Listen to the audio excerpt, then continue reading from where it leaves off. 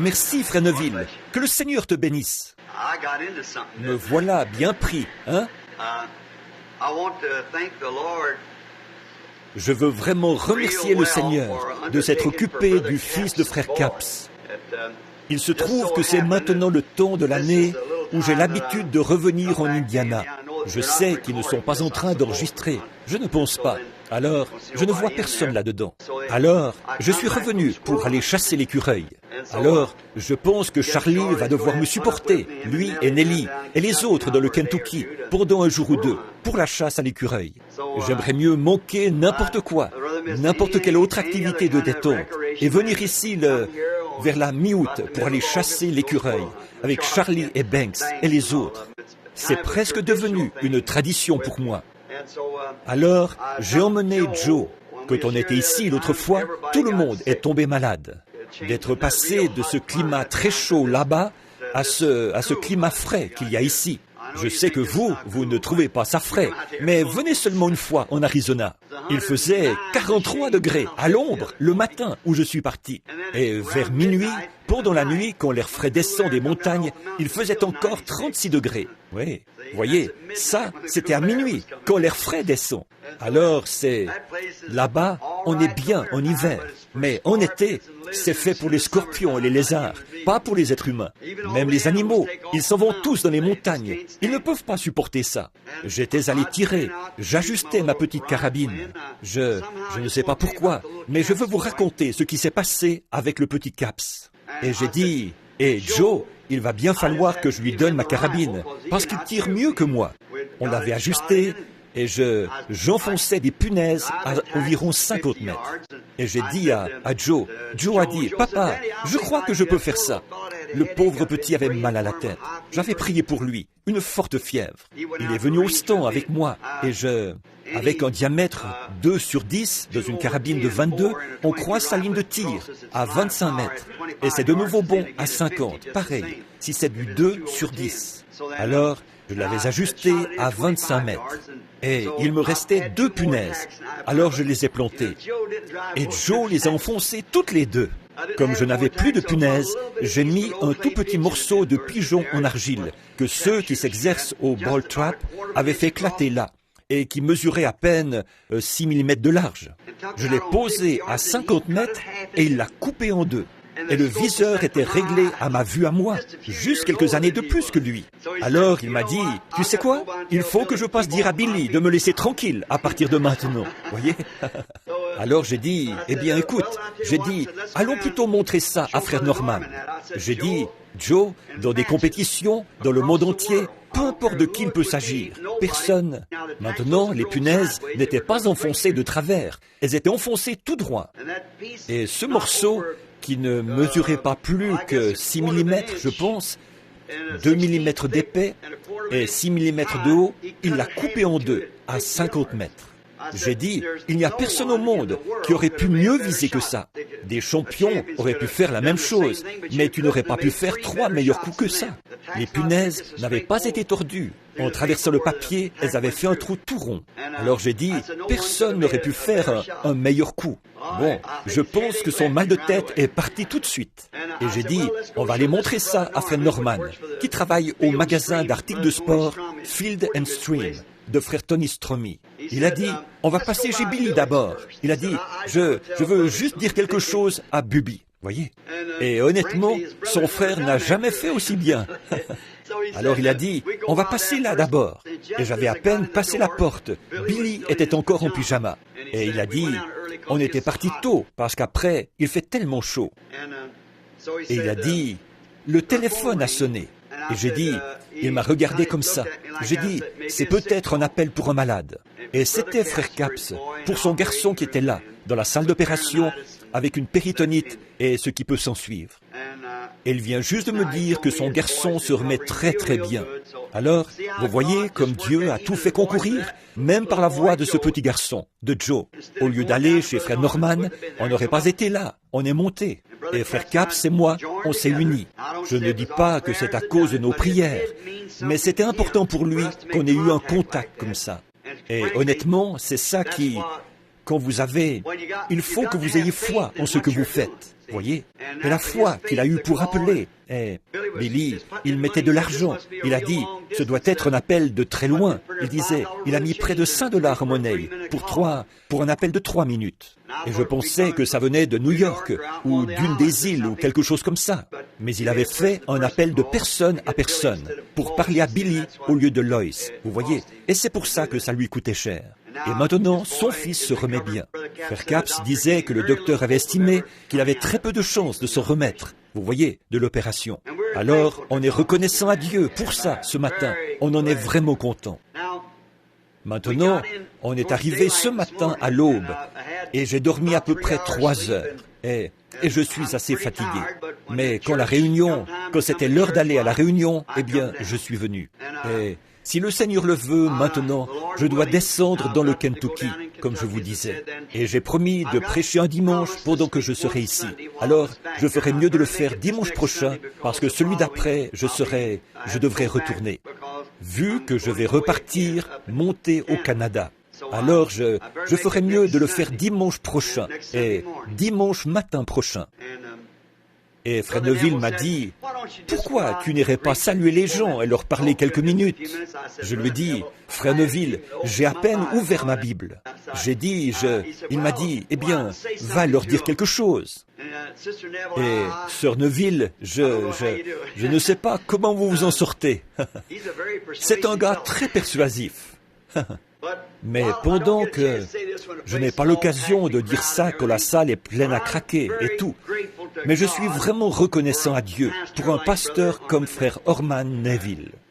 Fidèle, aussi fidèle que possible à la cause, et on ne l'entend jamais murmurer. J'étais assis là derrière, j'ai eu une bonne conversation d'une demi-heure avec lui, pendant que j'avais le plaisir d'écouter Frère Mann, à qui j'en dirai plus long là-dessus quand on sera dans le Colorado cette année. Alors, pendant qu'on avait le plaisir d'écouter son message, j'ai eu une bonne conversation avec Frère Neville. Je lui ai dit, je n'ai jamais l'occasion de parler aux gens de notre brave pasteur. J'ai dit, est-ce que les gens prennent bien soin de toi ? Il a dit, ça ne pourrait pas être mieux. Et j'ai dit, eh bien, je suis bien content d'entendre ça. Quand un pasteur est satisfait et que les gens sont satisfaits, ça fait vraiment une bonne assemblée. Et alors, Dieu est satisfait. Et je pense que de les voir tous satisfaits, surtout dans ce jour-ci, avec le message que nous portons, je pense que ça montre l'unité du message avec les gens et avec Dieu. Voyez ? Et je suis vraiment reconnaissant pour Frère Orman Neville, pour sa précieuse épouse et sa famille. Je prie Dieu de les garder fidèles à lui et à la cause, et s'il le trouve bon, puissions-nous être ici dans le tabernacle quand le Seigneur Jésus viendra nous chercher, vous voyez, pour nous emmener dans l'enlèvement. On espère qu'on sera tous les deux tellement vieux, Frère Neville, qu'on aura chacun un bras autour de l'autre, là, appuyé sur notre canne, à essayer encore de tenir bon. Voyez, alors nous serons changés en un instant, en un clin d'œil, et ces vieux vêtements de chair tomberont, nous monterons saisir le prix éternel, et nous crierons en traversant les airs, adieu, adieu, précieux moment de la prière. Alors, on sera parti là-haut. J'ai entendu dire que le Seigneur a guéri Frère Coumer, et je suis vraiment reconnaissant de ça. Tant de choses. Alors, je suis reconnaissant d'être ici ce matin. Et je me suis dit qu'au lieu de... J'arrive toujours ici avec un sujet précis sur lequel parler.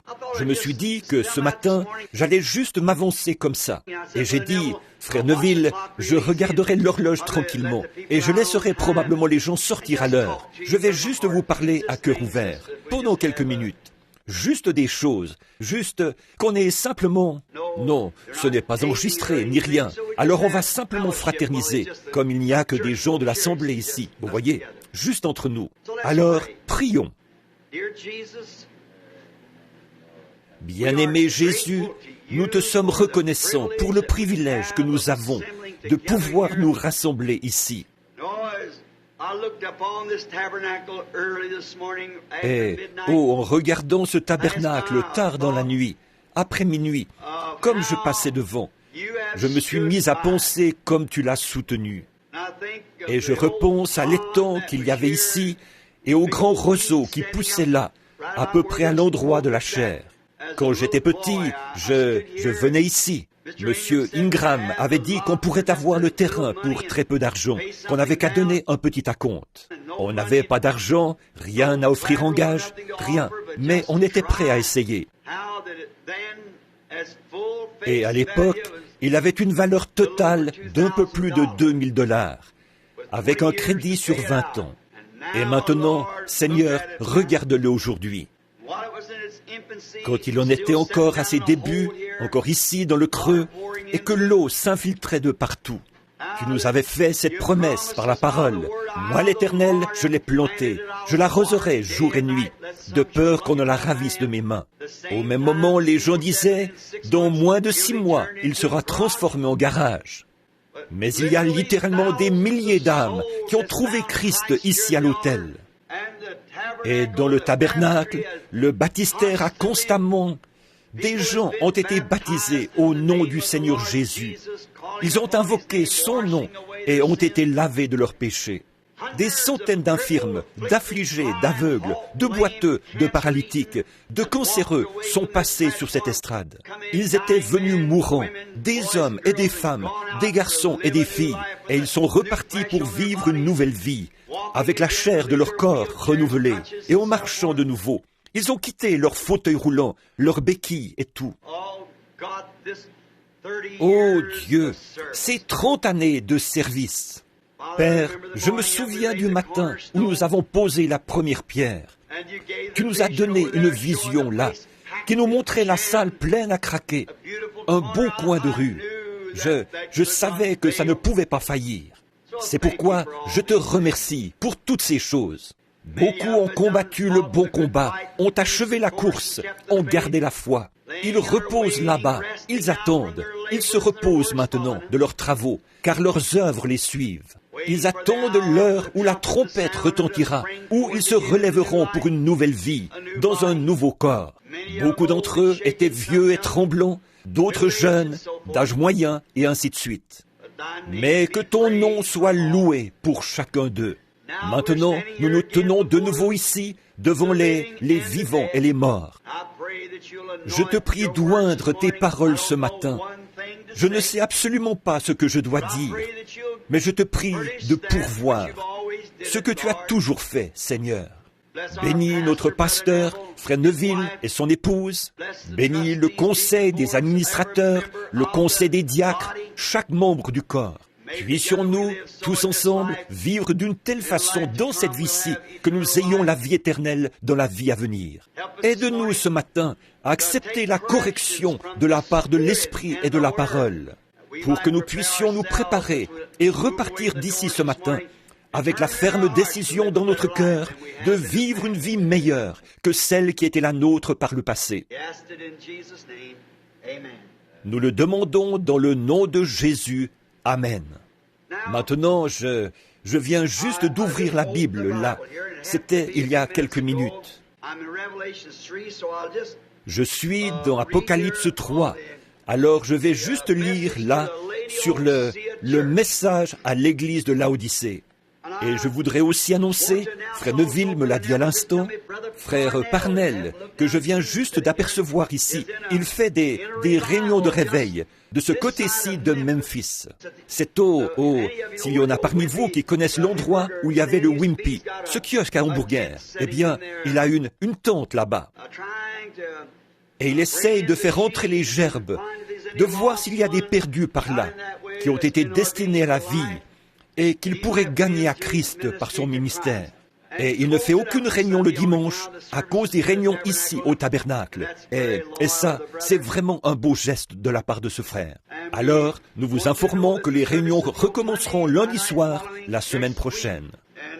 Et je sais que vous êtes tous cordialement invités à aller entendre Frère Parnell apporter son message de l'amour de Christ. Et maintenant, lisons dans Apocalypse, chapitre 3, juste un passage, pour dire qu'on a lu la Bible. En effet, ce que moi je dirais, ça pourrait faillir, mais ce que lui dit, ça ne faillit pas. Et je ne sais pas par où commencer, que faire, où aller, mais je vais juste lire l'âge de l'église de Laodicée. Écrit à l'ange de l'église de Laodicée, « Voici ce que dit l'Amen, le témoin fidèle et véritable, et le commencement de la création de Dieu. Je connais tes œuvres. Tu n'es ni froid ni bouillant. Puisses-tu être froid ou bouillant?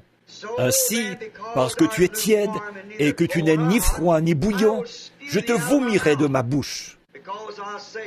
Parce que tu dis, je suis riche, je me suis enrichi et je n'ai besoin de rien.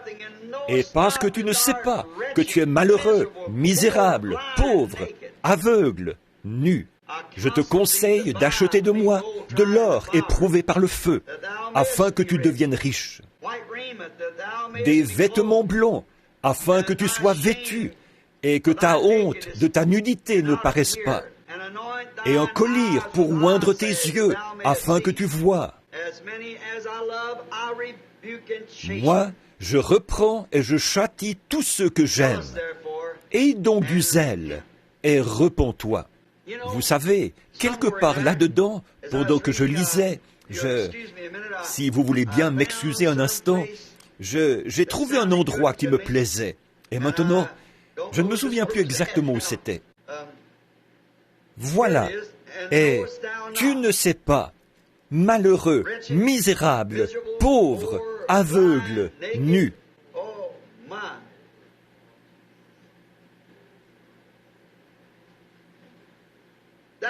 Oh là là! Ça, là, c'est un peu la description de l'Église d'aujourd'hui. Maintenant, je pense que cet âge de l'Église ici, dont nous parlons, bien sûr, j'ai l'âge de l'Église qui va sortir en livre maintenant. Mais puisque c'est dans l'âge de l'Église de Laodicée que nous sommes, regardons quel est son état. Je ne veux pas prendre de sujet ni rien, parce qu'on n'est pas... On va juste parler de façon décontractée, parler de ce que le Seigneur nous conduira à dire, mais quelque chose qui nous fera du bien. Pensons à l'âge de l'Église de Laodicée et à l'état dans lequel elle est aujourd'hui.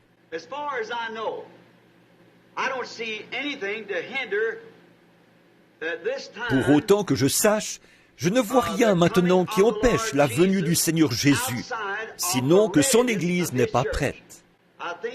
Je pense qu'une des prophéties, hier, en voiture, quand on venait, on a fait le voyage de Tucson jusqu'ici en 2 jours. 3000 kilomètres, Billy et moi.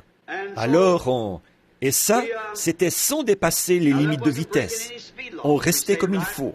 Quand c'est lui qui conduit, je suis assis à côté et j'ai mon poing prêt comme un fusil de chasse armé. Si je le vois dépasser, je lui dis « Attends une minute, mon gars.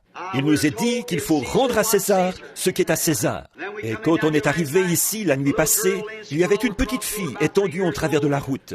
Elle avait à peu près 3 ans. La mère était morte dans le fossé à côté. Un jeune homme ivre qui revenait du ROTC, il avait 18 ans, roulait à 190 km/h sur la voie de gauche. Morte.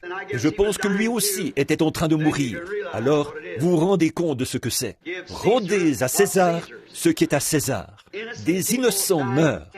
Une petite fille de 3 ans a perdu la vie à cause d'un soldat ivre. Vous voyez, qui roulait à 190 km/h, d'après les estimations, du mauvais côté de la route. En arrivant sur le haut de la côte, il les a percutés en plein devant. Et ils ont été tués sur le coup. Lui aussi, il était en train de mourir. Alors, vous voyez, même si les victimes innocentes ne faisaient... Ce garçon-là est coupable de meurtre commis de sang-froid. Voyez, à mon avis, si un homme est trouvé ivre au volant, il devrait écoper de 10 ans ferme pour meurtre prématuré, prémédité. N'importe quel homme, parce qu'il... N'importe quel homme. On n'arrivera jamais à rien avec la politique. C'est pourri. L'idée de Dieu d'avoir un roi juste, c'est elle qui est la bonne.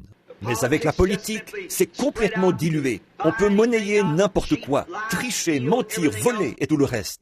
Et comme je l'ai dit il y a quelques dimanches, regardez ce que ça donne. Vous voyez, rien d'autre qu'un mélange tordu de n'importe quoi. Mais un roi juste peut faire ses propres lois. On a beau tuer un homme, si on s'y connaît en politique, pas de problème, on s'en sort. Voyez, alors c'est la démocratie, c'est une bonne idée, mais ça ne peut pas marcher. C'est comme le communisme, avoir tout en commun, ça a l'air d'être une bonne idée, mais ça ne peut pas marcher. Non, la manière de Dieu d'avoir un roi comme David, c'était bon. Et ça donne une seule pensée qui domine. C'est comme un seul leader et un troupeau d'oies, et ainsi de suite. Il ne peut pas y en avoir 2 ou 3. Quand on met tout ça ensemble, on se retrouve avec n'importe quoi comme idée. Alors nous voyons que dans les conditions actuelles, tout est prêt pour la venue du Seigneur. Mais comme frère Neville, moi et ses autres frères, on essaie de conduire un troupeau. J'ai quelque chose qui me vient à l'esprit maintenant, dont on pourrait parler. C'est que l'autre jour, j'ai reçu une lettre d'une brave dame. Ce n'est pas moi qui l'ai reçue, quelqu'un d'autre me l'a transmise. Et la dame me mettait vraiment en pièces, ou du moins elle essayait. Elle disait, « A-t-on jamais, ne pourriez-vous pas, vous les hommes d'affaires chrétiens, faire quelque chose pour arrêter frère Branham ?» Elle disait, parce que maintenant, il a sorti ce livre appelé L'âge de l'église de Laodicée, et il va en publier d'autres. Et elle disait, il démolit carrément la doctrine pentecôtiste. Elle disait, maintenant il dit que le signe initial n'est pas le parler en langue. Et elle disait, et puis, il est contre les femmes prédicateurs. Et c'était une femme prédicateur. Et ses fils sont parmi les meilleurs amis que j'ai au monde. Vous voyez, ils sont parmi mes meilleurs amis. Et elle disait, maintenant, et cet homme et sa femme, je déjeunais avec eux. Ils m'ont dit, frère Branham, regardez ceci. Imaginez-vous donc, ils ont sorti cette lettre. J'ai dit, eh bien, sœur, elle ne comprend pas, c'est tout. Les gars m'avaient dit que leur mère était une femme prédicateur et qu'elle n'acceptait pas le message. Et là, elle dit, là-dedans, elle disait, bon, il dit, les femmes ne doivent pas prendre autorité sur les hommes. Elle disait, alors, qu'en est-il de Phébé dans la Bible, l'assistante de Paul? Bien sûr, elle était vendeuse d'étoffes. Et Paul demandait aux gens, est-ce que vous croyez que Paul aurait dit que les femmes se taisent dans les assemblées, car il ne leur est pas permis d'y parler, et qu'il se serait retourné pour dire, et Phébé, mon assistante dans l'évangile, elle va prêcher quelque soir. Dans ce cas-là, il contredirait sa propre parole. Voyez? Et puis, pour couronner le tout, elle disait, je pense que c'est Esther. Elle a été parmi les juges de la Bible. Elle disait, une femme a été juge dans la Bible. Si ça, ce n'est pas avoir autorité sur l'homme. Et cet homme d'affaires qui était guéri, ici même dans l'église, il n'y a pas longtemps, il disait, sa femme disait, frère Branham, ça m'a toujours intrigué. J'ai dit, pourquoi, sœur, comment est-ce que ça peut vous intriguer? Elle a dit, eh bien, voilà une femme juge. J'ai dit, ça, c'est de la politique, ce n'est pas l'Église. Ça n'a rien à voir avec l'Église. Paul a dit qu'elle soit soumise selon ce que dit la loi. Et la loi ne peut pas instituer une femme comme sacrificateur. Elle ne peut pas l'instituer. Une femme souverain sacrificateur, on n'a jamais vu ça. Une femme sacrificateur, on n'a jamais vu ça, nulle part dans la Bible. Une femme prédicateur, on n'a jamais vu ça dans la Bible. Ça, c'est certain. Il y en avait qui étaient des prophétesses et tout ça, Myriam et d'autres. Et Esther, l'une d'elles était juge sur Israël. Des fois, elle gouvernait comme reine, et ainsi de suite, roi et reine. À la mort du roi, la reine devait prendre sa place, jusqu'à ce qu'ils aient élu un autre roi, et ainsi de suite. À Tucson en Arizona, on a une femme juge là-bas dans la ville. C'est pour ça que la ville est tellement polluée. Et on a... Une femme n'a rien à faire dans la politique. Elle n'a rien à faire pour toute autorité dans l'Église. Sa place, c'est d'être la reine d'un homme à la maison. En dehors de ça, elle n'a rien. Et nous savons que c'est la vérité. Vous ne trouverez jamais... Je sais que ça a l'air vieux jeu, mais je suis responsable. Et je sais qu'après que j'aurai quitté cette terre, ces bandes et ces brochures resteront vivantes. Et beaucoup d'entre vous, les jeunes enfants, vous verrez dans les jours à venir que c'est exactement la vérité. Parce que je le dis au nom du Seigneur. Maintenant, c'est à se demander comment une femme bien, qui, grâce à son brave mari, un homme bien, a mis au monde quelques-uns des meilleurs gars que j'ai jamais rencontrés, de vrais hommes que j'ai jamais rencontrés. Tout de suite, dès qu'ils ont entendu le message, ils l'ont accepté à 100%. Ça peut seulement venir par prédestination, ça. C'est la seule manière dont ça peut venir. Bon, voilà la question ici. Je pensais que, voyez-vous, pourquoi le Seigneur m'a ramené là? Et tu le sais, tu ne le sais pas. Tu es nu, misérable, malheureux, aveugle, et tu ne le sais pas. Avant d'en arriver là, je pourrais résumer ce que j'ai dit il y a quelques jours ici, dans un message sur, je crois que c'était le Dieu de ce siècle, qui a aveuglé les yeux des gens au point qu'ils adorent carrément le diable dans des services religieux. Est-ce que vous avez tous saisi ça? Vous l'avez tous compris? Et puis, dans ce même message, j'ai parlé de ce qu'une femme qui porte des vêtements immodestes, qui est indécente, au tribunal du jugement, elle sera jugée comme une vulgaire prostituée. Ça semble bien étonnant. Je vais vous brosser un petit tableau. Voilà un avocat de la ville, un jeune homme, quelqu'un de bien gentil. Pour ce qui est de sa politique, j'imagine qu'il doit être aussi correct que les autres, sa politique. Et il sort avec une fille qui est très en vue. Ils tombent amoureux et ils se marient. Ils vont à toutes sortes de soirées et tout le tralala, et ils boivent ensemble. Finalement, il a une belle maison, il habite dans un beau quartier, il est bien considéré par les gens, mais tous les deux, ils boivent. Elle met des shorts, elle se coupe les cheveux, elle se maquille et tout. Elle est très sexy. Une belle femme qui se montre. Et elle ne va jamais à l'église, jamais, aucun des deux. Alors, voilà qu'une femme de l'église baptiste ou de l'église méthodiste emménage dans la maison d'à côté, elle et son mari.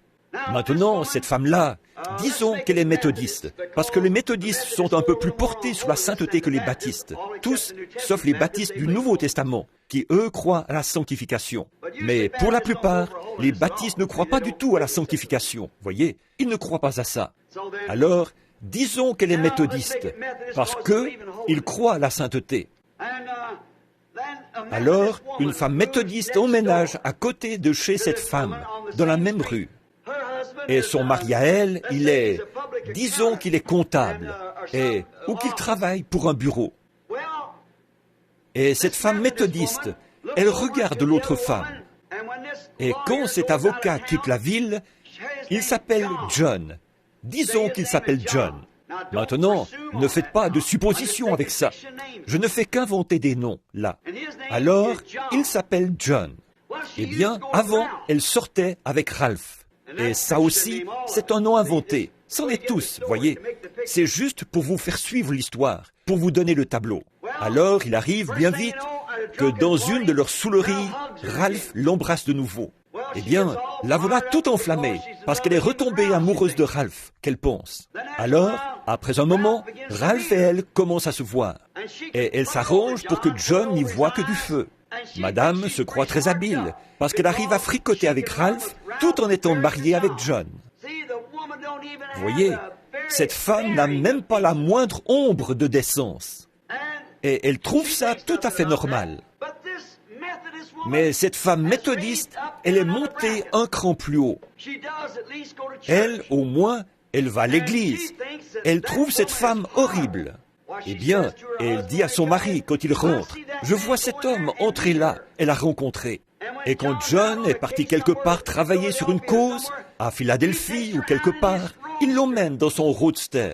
Et ils vont s'allonger sur la plage. Je les vois quand ils reviennent. Des fois, ils ne tirent même pas les rideaux. Ils l'embrassent et lui fait l'amour et... Oh, c'est affreux, qu'elle dit à son mari. Oh, elle n'est rien d'autre qu'une vulgaire prostituée. C'est vrai, elle est pire qu'une prostituée, parce que c'est une femme mariée, voyez. Et elle, cette femme méthodiste, elle trouve ça affreux. Elle ne va jamais à l'église. Maintenant, cette femme méthodiste ne ferait jamais une chose pareille. Jamais de la vie. C'est une femme respectable. Autre chose, elle ne toucherait pas une goutte de whisky. Parce que l'Église méthodiste, 90% de leur programme, c'est la prohibition contre le whisky. Alors, ils ont un programme de prohibition. Et les gens de l'Église méthodiste ne vivent pas plus haut que ce que leur Église enseigne. Mais cette femme méthodiste, elle sort le soir avec son mari. Elle porte des shorts le dimanche, après l'école du dimanche. Elle se coupe les cheveux, elle met du rouge à lèvres, et elle fume même un peu. Maintenant, selon la parole de Dieu, ce sont toutes les deux des prostituées.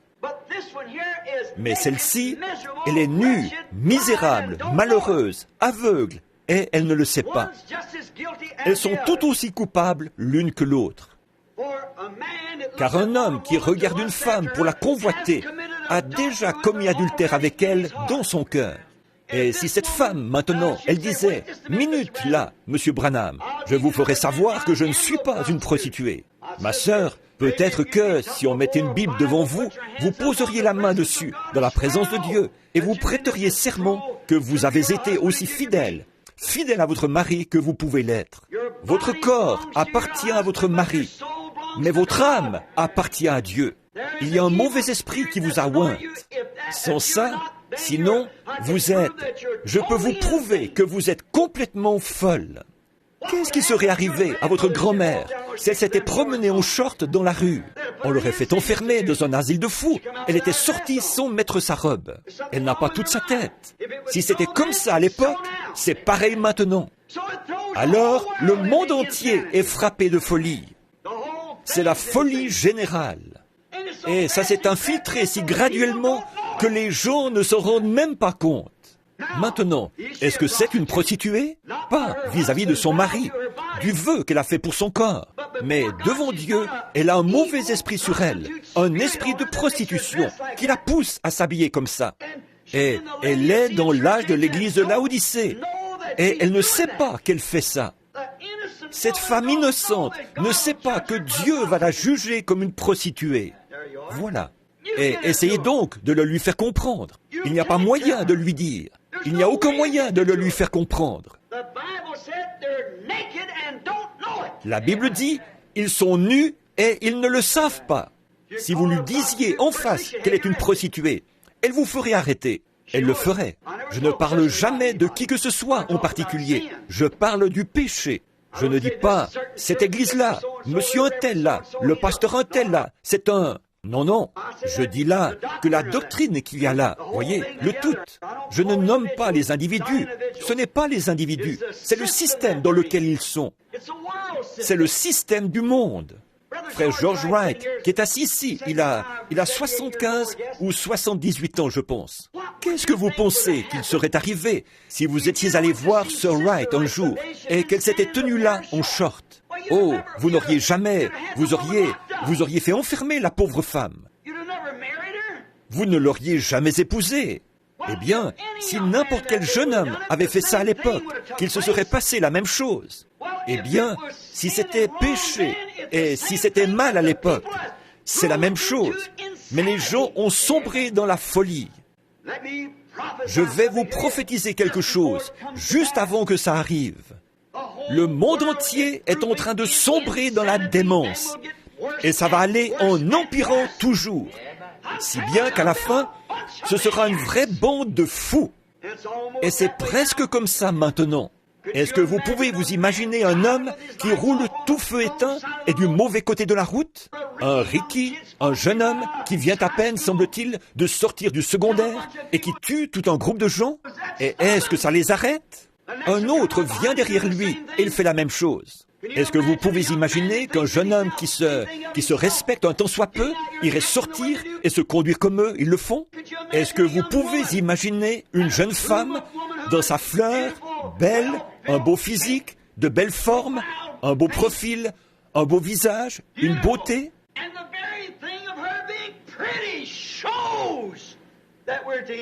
Et le fait même qu'elle est jolie montre qu'on est au temps de la fin. Voyez, elle a tout misé sur les apparences du monde, les choses du monde, au lieu de la beauté, de la sainteté, de la douceur de l'âme. J'ai vu des femmes qui n'avaient pas grand-chose pour attirer les regards à l'extérieur. Mais parlez-leur une fois, parlez avec elles pendant quelques minutes. Elles sont vraiment authentiques, quelque chose d'attachant.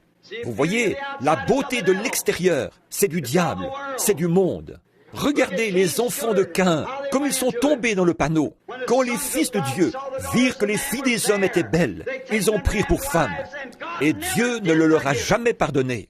Regardez, quand les femmes israélites, avec leurs mains calleuses et leurs cheveux raides comme des cordes, quand les fils de Dieu sont passés par le pays de Moab et qu'ils ont vu les femmes coquettes de là-bas, toutes bien coiffées, bien arrangées, et avec la figure pleine de manucures ou de machins là, quand ces fils de Dieu ont vu ces très belles femmes, un faux prophète a dit, « On est tous pareils !» Et ils se sont mariés avec, et Dieu ne leur a jamais pardonné. Ils ont péri dans le désert. Chacun d'entre eux est mort là, sans espoir, sans Dieu, et ils sont éternellement perdus, damnés à jamais. Bien qu'ils aient vu la bonté de Dieu, bien qu'ils aient bu à la fontaine intarissable, ils avaient bu au rocher frappé, ils avaient vu le serpent d'airain accomplir des miracles, ils étaient sortis du baptême de Moïse dans la mer, ils avaient vu la main de Dieu, ils avaient mangé de la nourriture d'anges et fait toutes ces choses. Mais ils s'étaient mariés avec les femmes de là-bas, ils s'étaient laissés prendre par elles, et ils s'étaient mariés avec elles. Ils n'avaient pas commis adultère, ils s'étaient seulement mariés avec elles. Dieu ne leur a jamais pardonné ça. C'était la deuxième fois que ça arrivait. Maintenant, nous en sommes à la troisième fois. Maintenant, c'est plus trompeur que jamais. Je sais que c'est dur, et je me suis souvent questionné, dans tous les sens, comment est-ce possible? Pourquoi est-ce qu'il faut toujours que je sois si tranchant avec les gens? Pourquoi est-ce que c'est comme ça? Et pourtant, je peux voir que si ce n'était pas de Dieu, il n'y aurait personne, pas une seule femme qui resterait assise à m'écouter. Mais ils reviennent, parce qu'il y en a qui ont une petite encre de vérité là, qui savent que c'est vrai. Peu importe, ils savent que c'est vrai. Maintenant, regardez ce qui se passe. Je sais que c'est dur. C'est comme si un docteur vous donne un remède et que vous refusez de le prendre. Alors, ne dites pas que c'est la faute du docteur si vous mourrez. Et ceci, c'est comme un remède. Pourquoi est-ce que certaines personnes n'arrêtent pas de dire que je suis un misogyne? Vous voyez, rien qu'à regarder le comportement des femmes, je peux vous dire où l'Église en est. La moralité des femmes dans le monde, physiquement, c'est dans Laodicée. Nues, misérables, aveugles, et ils ne le savent pas. Les gens, les femmes du monde. Et l'Église est dans le même état. Voyez, comme le naturel, c'est toujours le type du spirituel, chaque fois.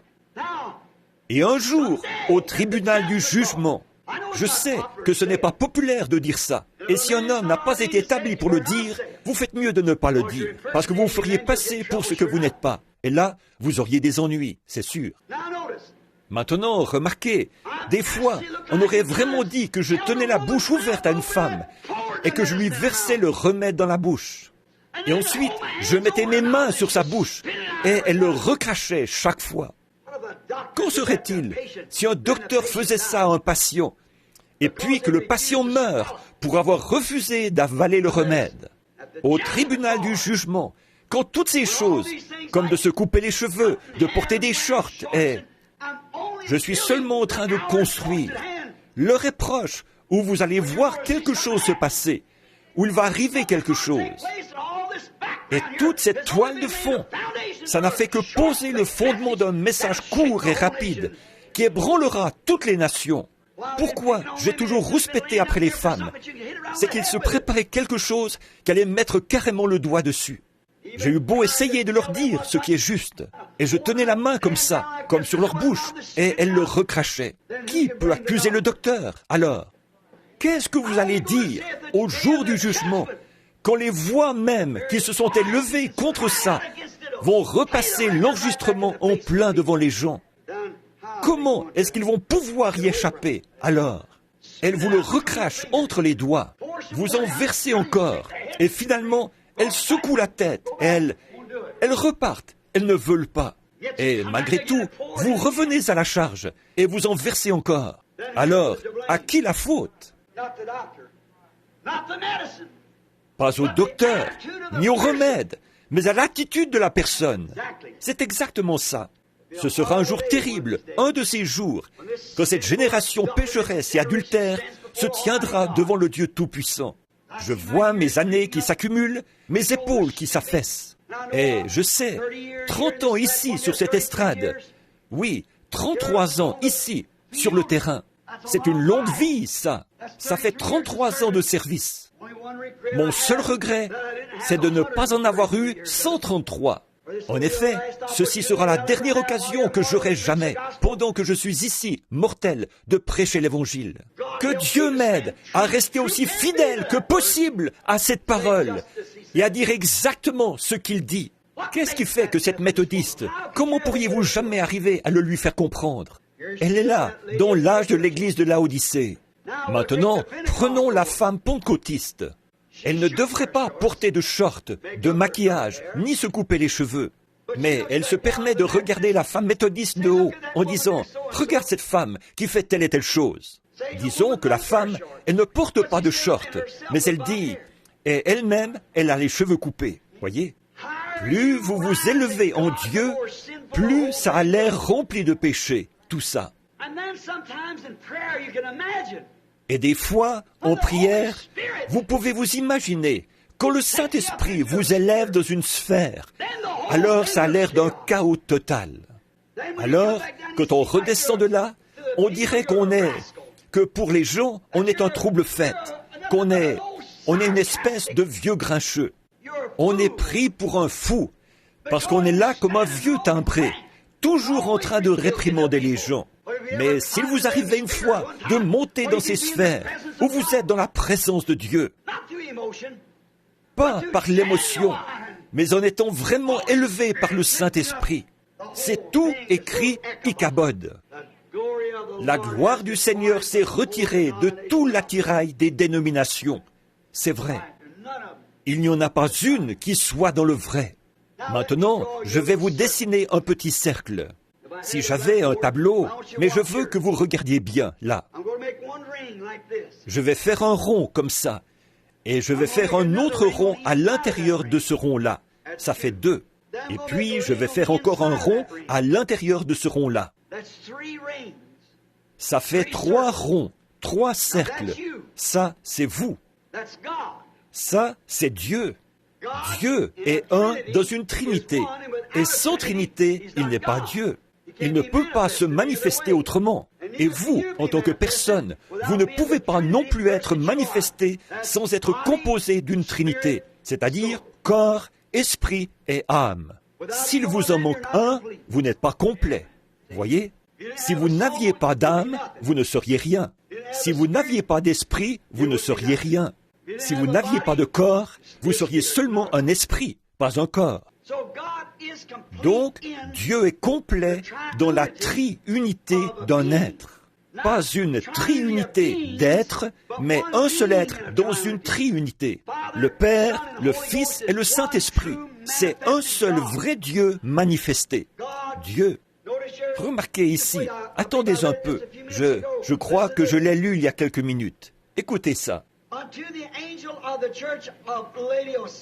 Écris à l'ange de l'église de Laodicée.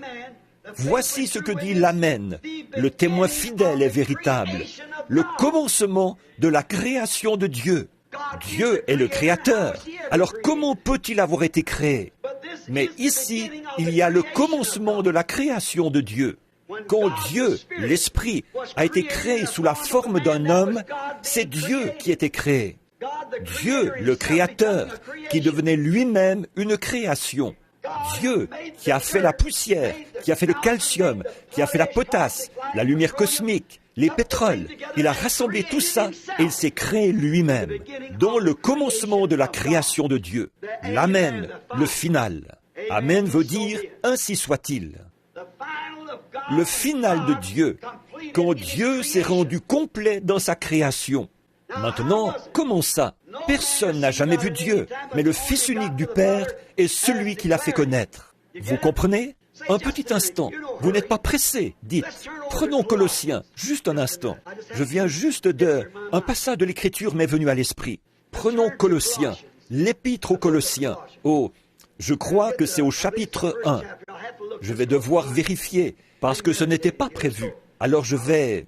Avant, quand j'étais jeune prédicateur, je pouvais me rappeler ces choses tout de suite. Mais comme je prends de l'âge, je ne peux plus. Commençons au verset 9, je crois. C'est pour cela, c'est Paul qui parle aux Colossiens de Christ, de qui il était. C'est pour cela que nous aussi, depuis le jour où nous en avons été informés, nous ne cessons de prier Dieu pour vous et demander que vous soyez remplis de toute la connaissance de sa volonté, en toute sagesse et intelligence spirituelle, pour marcher d'une manière digne du Seigneur et lui être entièrement agréable, portant des fruits en toutes sortes de bonnes œuvres et croissant par la connaissance de Dieu, fortifiés tout par la puissance glorieuse, en sorte que vous soyez toujours et avec joie, persévérants et patients.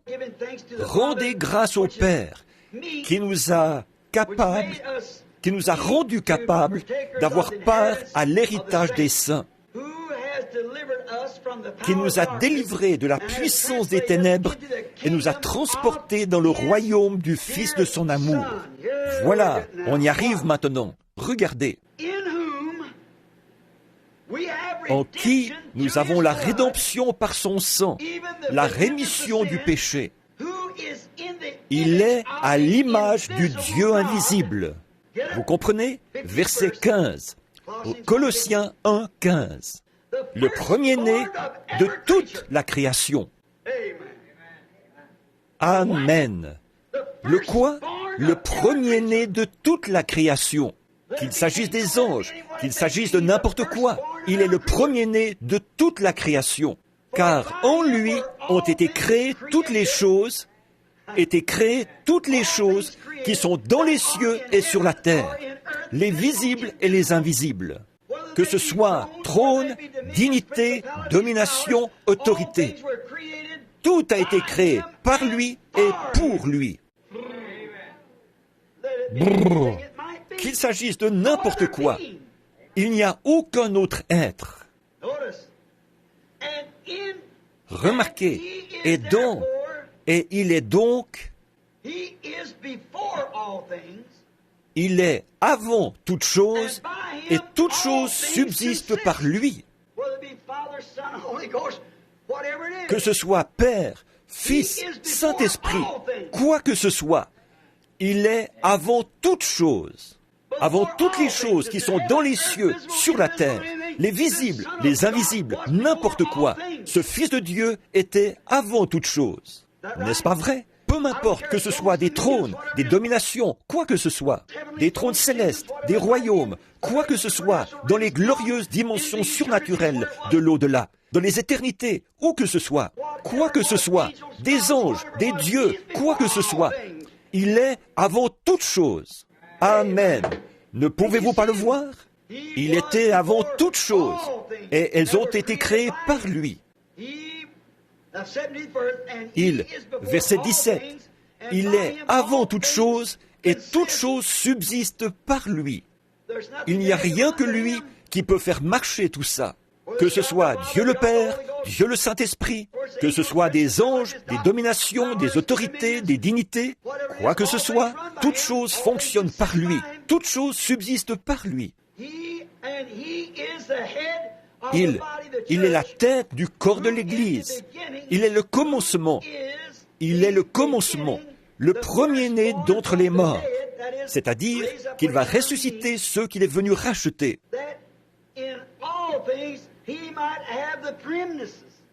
Afin d'être en tout le premier. Afin d'être le premier. Vous savez ce que ça veut dire? Ça veut dire au-dessus de tout. Il est au-dessus de toutes les choses qui ont jamais été créées. Chaque ange, chaque être, chaque chose qui existe. Il est au-dessus de toutes choses. De quelle créature s'agit-il? Qui cela peut-il être? Au-dessus de toutes choses. En faisant la paix. Voyons un peu, un instant. Prémis. Car Dieu a voulu que toute la plénitude habitât en lui. toute la plénitude de toutes choses, toute la plénitude de Dieu, toute la plénitude des anges, toute la plénitude du temps, toute la plénitude de l'éternité, tout habité en lui. C'est lui, ça. Il a voulu, par lui, réconcilier tout avec lui-même, tant ce qui est sur la terre que ce qui est dans les cieux, en faisant la paix par lui, par le sang de sa croix. Voilà cet être glorieux dont nous parlons, le commencement de la création de Dieu.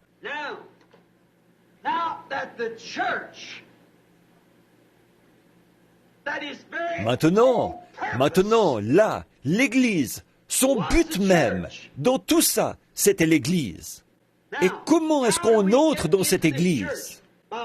Par un seul esprit, nous sommes tous baptisés dans un seul corps. L'Église, le corps de Christ. Ça ne peut pas faillir. Maintenant, voici comment ça se passe. Regardez bien ça, juste un petit schéma ici. Maintenant, cet homme extérieur, là, c'est la chair. C'est ce qu'on regarde, ce qu'on voit. Et ce corps, il a 5 entrées. N'importe quel enfant qui sort du primaire comme moi, sait qu'il y a 5 sens qui contrôlent le corps. La vue, le goût, le toucher, l'odorat et l'ouïe. Sans eux, on ne peut pas toucher le corps. C'est la seule manière d'avoir accès au corps. La vue, le goût, le toucher, l'odorat, l'ouïe. On voit, on goûte, on touche. Maintenant, ça, c'est le mauvais à l'extérieur. Et à l'intérieur de ça, il y a un esprit. C'est ce que vous devenez quand vous naissez sur terre et que le souffle de vie est soufflé en lui. Cet esprit a une nature mondaine parce qu'il n'a pas été donné de Dieu, mais il a été donné, permis par Dieu. Vous comprenez, là ? Car chaque enfant qui naît dans ce monde est né dans le péché, conçu dans l'iniquité, venu au monde en disant des mensonges. N'est-ce pas vrai ? Alors, cette personne-là, à l'intérieur, c'est un pécheur dès le départ. Maintenant, or, il a 5 entrées. Et ces 5 entrées, je ne sais pas si je pourrais toutes les énumérer maintenant. D'abord, je sais qu'il y a la pensée, la conscience et l'amour, le choix. Non, la conscience, l'amour, le raisonnement. Il y a 5 entrées à l'esprit. Vous ne pouvez pas penser avec votre corps. Vous devez penser avec votre esprit. Vous ne pouvez pas avoir une conscience dans votre corps. Il n'a aucune faculté mentale. Votre corps n'en a pas. Alors, vous devez penser avec votre esprit. Vous devez raisonner. Vous ne pouvez pas raisonner avec votre être physique, parce que le raisonnement ne peut pas voir, goûter, toucher, sentir ou entendre. Le raisonnement, c'est quelque chose que vous pouvez faire dans votre esprit. Si vous êtes endormi, ou si vous êtes parti, et que votre corps est là, mort, votre esprit, lui, il peut encore raisonner. Il y a 5 sens qui contrôlent cet homme intérieur. Et maintenant, ce dernier homme, qui est l'âme,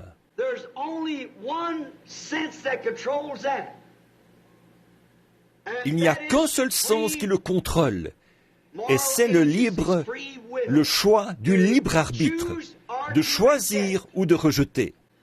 Et la raison pour laquelle aujourd'hui les gens, maintenant, n'oubliez pas ceci, et vous verrez ce qu'est le signe initial du Saint-Esprit. Voyez, les gens peuvent vivre dans cet esprit. Ils dansent par l'esprit, ils crient par l'esprit, ils vont à l'église par l'esprit. Et ils peuvent tout à fait avoir l'onction du vrai esprit de Dieu sur leur esprit, mais quand même être perdus et aussi possédés du diable que possible, avec cet esprit-là. Et regardez, c'est pour ça qu'on ne peut pas dire à cette femme que de porter des shorts, c'est mal. On ne peut pas lui dire que de se couper les cheveux, c'est mal. Voyons, qu'est-ce que les cheveux ont à voir avec ça ? Eh bien, pour Samson, ça avait quelque chose à voir. Voyez ? Quiconque ajoutera un seul mot à ceci ou en retranchera un seul mot. Vous devez avoir un absolu quelque part. Maintenant, mettons que je sois un baptiste et que vous veniez me dire que je dois être baptisé au nom de Jésus-Christ. C'est dans la Bible. Eh bien, je vous répondrai tout de suite, je vais demander à mon pasteur. j'irai voir le pasteur et il dirait « Oh, ça, c'était pour une autre époque. » Voyez? Oui, vous voyez? Nous, les baptistes, voici ce que nous croyons. Nous croyons qu'on doit être immergé dans les titres de Père, Fils, Saint-Esprit. C'est comme ça que notre Église l'a toujours fait. Depuis sa fondation par John Smith, c'est comme ça qu'on fait.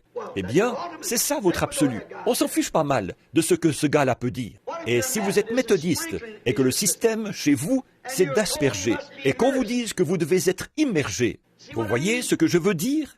Vous allez voir le pasteur méthodiste, et lui, il va écrire à l'évêque pour lui demander si un tel a dit telle et telle chose à ce sujet-là. Mais nous, l'Église méthodiste, nous avons été fondés il y a 300 ou 400 ans en Angleterre par John Wesley et Whitefield et tous les autres là-bas, et Asbury. Et nous avons établi ce document en suivant John Wesley, selon lequel on doit être aspergé, parce que c'est juste une forme extérieure. Alors nous pensons que l'aspersion a tout autant de valeur que l'autre manière. Si vous êtes un vrai, si c'est l'Église méthodiste qui est votre absolu, vous allez vous en tenir à ça. Un point, c'est tout. Si vous êtes catholique, et que je vous dise que ce n'est pas dans la Bible de ne pas manger de viande le vendredi, et toutes ces choses comme ça, et que la Sainte Eucharistie, ce n'est pas une hostie, parce que c'est un esprit, et ainsi de suite. Alors, vous allez voir le curé, et le curé dit, voilà, c'est écrit ici même dans notre document. Si l'Église est votre absolu, alors vous vous fichez royalement de ce que n'importe qui peut dire. C'est votre absolu. Oh Dieu, fais que ceci entre bien. Pour moi, c'est tout faux. C'est la parole de Dieu qui est l'absolu. Tout ce que cette parole dit, c'est ça qui est vrai. Maintenant, là-haut, dans ces sphères, la seule façon pour vous d'être dans cet homme intérieur, là, il faut que vous soyez prédestinés. À cause de ce que vous étiez avec Dieu, vous êtes une partie de Dieu. J'étais dans mon Père. J'étais aussi dans mon grand-père et dans le grand-père de mon grand-père. En semence, j'étais là. Et j'étais en Christ. Vous étiez en Christ avant la fondation du monde. Il est venu racheter les siens qui étaient en lui. Alléluia. Ses enfants qui étaient en lui. Il n'est pas venu pour sauver les enfants du diable. Eux ne connaîtront jamais ça. Et ils sont si habiles dans leur connaissance intellectuelle que vous ne pourriez jamais rivaliser avec eux. Vous ne pouvez pas avoir le dernier mot avec eux. Mais c'est par la foi que vous le voyez. Maintenant, la science n'a pas besoin de foi. La science prouve ce qu'elle avance. Elle n'a pas besoin de foi. Le prêtre catholique vous dira, « Regardez depuis combien de temps l'Église catholique tient bon. Regardez depuis combien de temps elle résiste aux persécutions des païens. » L'Église méthodiste dira, « Mais regardez depuis combien de temps j'ai vu une Église. Parlez-moi d'une annonce hypocrite. Hier, sur la route, en venant, que je l'ai vue. C'était écrit, « Église de Christ, fondée en 33 après Jésus-Christ. » Elle n'a même pas encore 100 ans, vous voyez, cette dénomination. Oh là là, la doctrine des apôtres. Ils n'en ont presque rien. Ce sont les Sadducéens d'aujourd'hui. Pas d'esprit, pas de... Et on ne peut pas leur dire, on ne peut pas leur parler, on ne peut pas discuter avec eux. C'est que nous, on va plus loin que le raisonnement. Ne t'appuie pas sur ta propre intelligence. La foi ne raisonne pas du tout. La foi le croit. Ils disent, mais voyons donc, pensez-vous vraiment qu'il faut qu'on fasse les choses qu'ils faisaient dans le temps? Là, ça ne tient pas debout. Ça. Mais la Bible l'a dit. Je ne peux pas expliquer comment ça arrive, mais ça arrive. Dieu l'a dit. Alors, on n'a pas à... Je ne peux rien vous dire là-dessus. La foi ne l'explique pas. Vous saviez ça? La foi le croit, c'est tout. Jésus a dit à Nicodème, du concile œcuménique de son temps, il est venu vers lui de nuit. Il lui a dit, « Maître, nous savons que tu es un docteur venu de Dieu, parce que personne ne pourrait faire les choses que tu fais, si Dieu n'était pas avec lui. » Il lui a dit, « En vérité, je te le dis, si un homme ne naît de nouveau, il ne peut même pas voir le royaume de Dieu. » Il a dit, « Moi, un vieillard, entrer dans le sein de ma mère et naître ?» Il a dit, comment est-ce que je pourrais te parler de choses célestes alors que tu ne veux même pas croire les choses terrestres? Voyez? Et puis un jour, il a dit, si vous ne mangez la chair du Fils de l'homme et si vous ne buvez son sang, vous n'avez pas la vie en vous-même. Il ne l'a pas expliqué. Il y avait les apôtres et ceux de ce jour-là. Eux étaient destinés à la vie. Ils le savaient. Il a dit, tous ceux que le Père m'a donnés viendront. Tout ce que vous avez à faire, c'est de faire connaître ma voix. Ils la connaissent, car mes brebis connaissent ma voix. Et une voix, c'est une parole exprimée. Ils le croient de toute façon. Ils n'ont pas besoin de prouver quoi que ce soit par la science, ou de demander l'avis d'un sadducéen, ou d'un pharisien, ou de quoi que ce soit d'autre sur le sujet. Je l'ai dit, ils le croient, car mes brebis entendent ma voix. Et ça, c'est la voix de Dieu sous forme écrite. Parce que ça, c'est la révélation entière de Jésus-Christ. L'Ancien et le Nouveau Testament ensemble. Amen. Voilà. Comment ça se fait? Vous direz, mais ce sont de braves gens. Qu'est-ce qui fait qu'ils... À cause d'une chose, leur poteau d'attache, c'est une église. Et ici, vous vous souvenez, dimanche passé, la semaine dernière, combien étaient ici et ont entendu ma prédication sur les oints dans les derniers jours? Vous y étiez tous, je pense. Vous voyez, ils sont vraiment oints. Leur esprit est oint. Dans cette deuxième dimension, là. Maintenant, la première femme dit, ah, elle se fiche pas mal de ce que dit l'Église, ou de ce que dit n'importe qui d'autre. C'est une fine mouche. Elle a été à l'université. Elle arrive à faire ça en cachette de son mari. Alors, elle se croit très maligne. Et l'autre femme, elle est nue, aveugle, et elle ne le sait pas. Oh, c'est lamentable. Mais c'est ça le tableau que la Bible nous en donne. Pourtant, elle va à l'église. Il vaudrait probablement mieux pour cette femme, il voudrait mieux pour cette femme. Elle mène une vie comme il faut, pure. Là, il n'y a rien à redire. Dieu en jugera. Moi, je ne sais pas. Je ne suis pas le juge. Je suis seulement le responsable de ce qu'il me montre. C'est ce qu'ont dit les apôtres. Nous disons ce que nous savons, ce que nous avons entendu, ce que nous avons vu. C'est tout ce dont je suis responsable. C'est tout ce dont vous êtes responsable. Mais vous voyez, prenez cette femme-là. Où est-ce qu'elle a abouti, finalement? Voyez, elle n'en a pas tenu compte. Elle a entendu, sans doute, bien des fois, elle a mis la radio. Souvent, la voix de Dieu parlait. Eh bien, maintenant, vous voyez, elle entre dans une secte, là, un clan. Toutes les églises sont des clans. Toutes. C'est tout à fait vrai. Ce ne sont que des clubs où on se rassemble entre adhérents. Et elle va là, et ça lui convient parfaitement. Maintenant, si vous vous mettez à lui dire ce qu'elle doit faire, elle ne vous écoutera pas. Vous avez beau lui montrer dans la Bible, elle ne l'écoutera pas. Maintenant, mon cher frère, ma chère sœur, je vais juste ajouter une ou deux petites choses avant de terminer. Il est moins le quart, l'heure de terminer, dans un quart d'heure. Maintenant, écoutez, je voudrais vous poser une question. Pourquoi est-ce que cette femme-là ne peut pas le voir? Pourquoi? Pour ce qui est d'un adultère physique envers son mari, elle n'est pas coupable. Elle n'a rien à confesser. Elle est aussi pure que le jour où elle est née. Aucun homme ne l'a touchée. Je suis en train de faire un parallèle, là, entre la femme et l'Église. Elle est aussi pure que quand elle est née. Eh bien, l'Église est exactement dans cet état-là, comme quand elle est née. Seulement, elle est née dans le péché, conçue dans l'iniquité, venue... Vous voyez ce que je veux dire? Maintenant, dites-lui qu'elle a tort de se couper les cheveux, que c'est la Bible qui le dit, qu'elle a tort de porter ses shorts, que c'est la Bible qui le dit. Elle vous répondra, foutaise. Pourquoi? Son absolu n'est pas ici, à l'intérieur, dans ce troisième homme, l'âme prédestinée et envoyée de Dieu. Mais son absolu, c'est dans une organisation, là, dans quelque chose qui était organisé par un homme, sans tenir compte de ceci, voyez? Mais si la parole de Dieu est à l'intérieur, dans cette âme, elle dira « Amen ». Je le vois, elle s'y conforme. Maintenant, écoutez, c'est pourquoi l'homme qui est né de l'Esprit de Dieu, voyez, ici, c'est la chair, à l'extérieur. Maintenant, je parle à un auditoire mixte, mais je vous parle comme votre pasteur, comme votre frère. Ici, c'est la chair. Elle est faible, forcément. Une jeune femme marche dans la rue. Un jeune homme en pleine jeunesse passe par là. Il a 17, 18, 20 ans, 25, 30.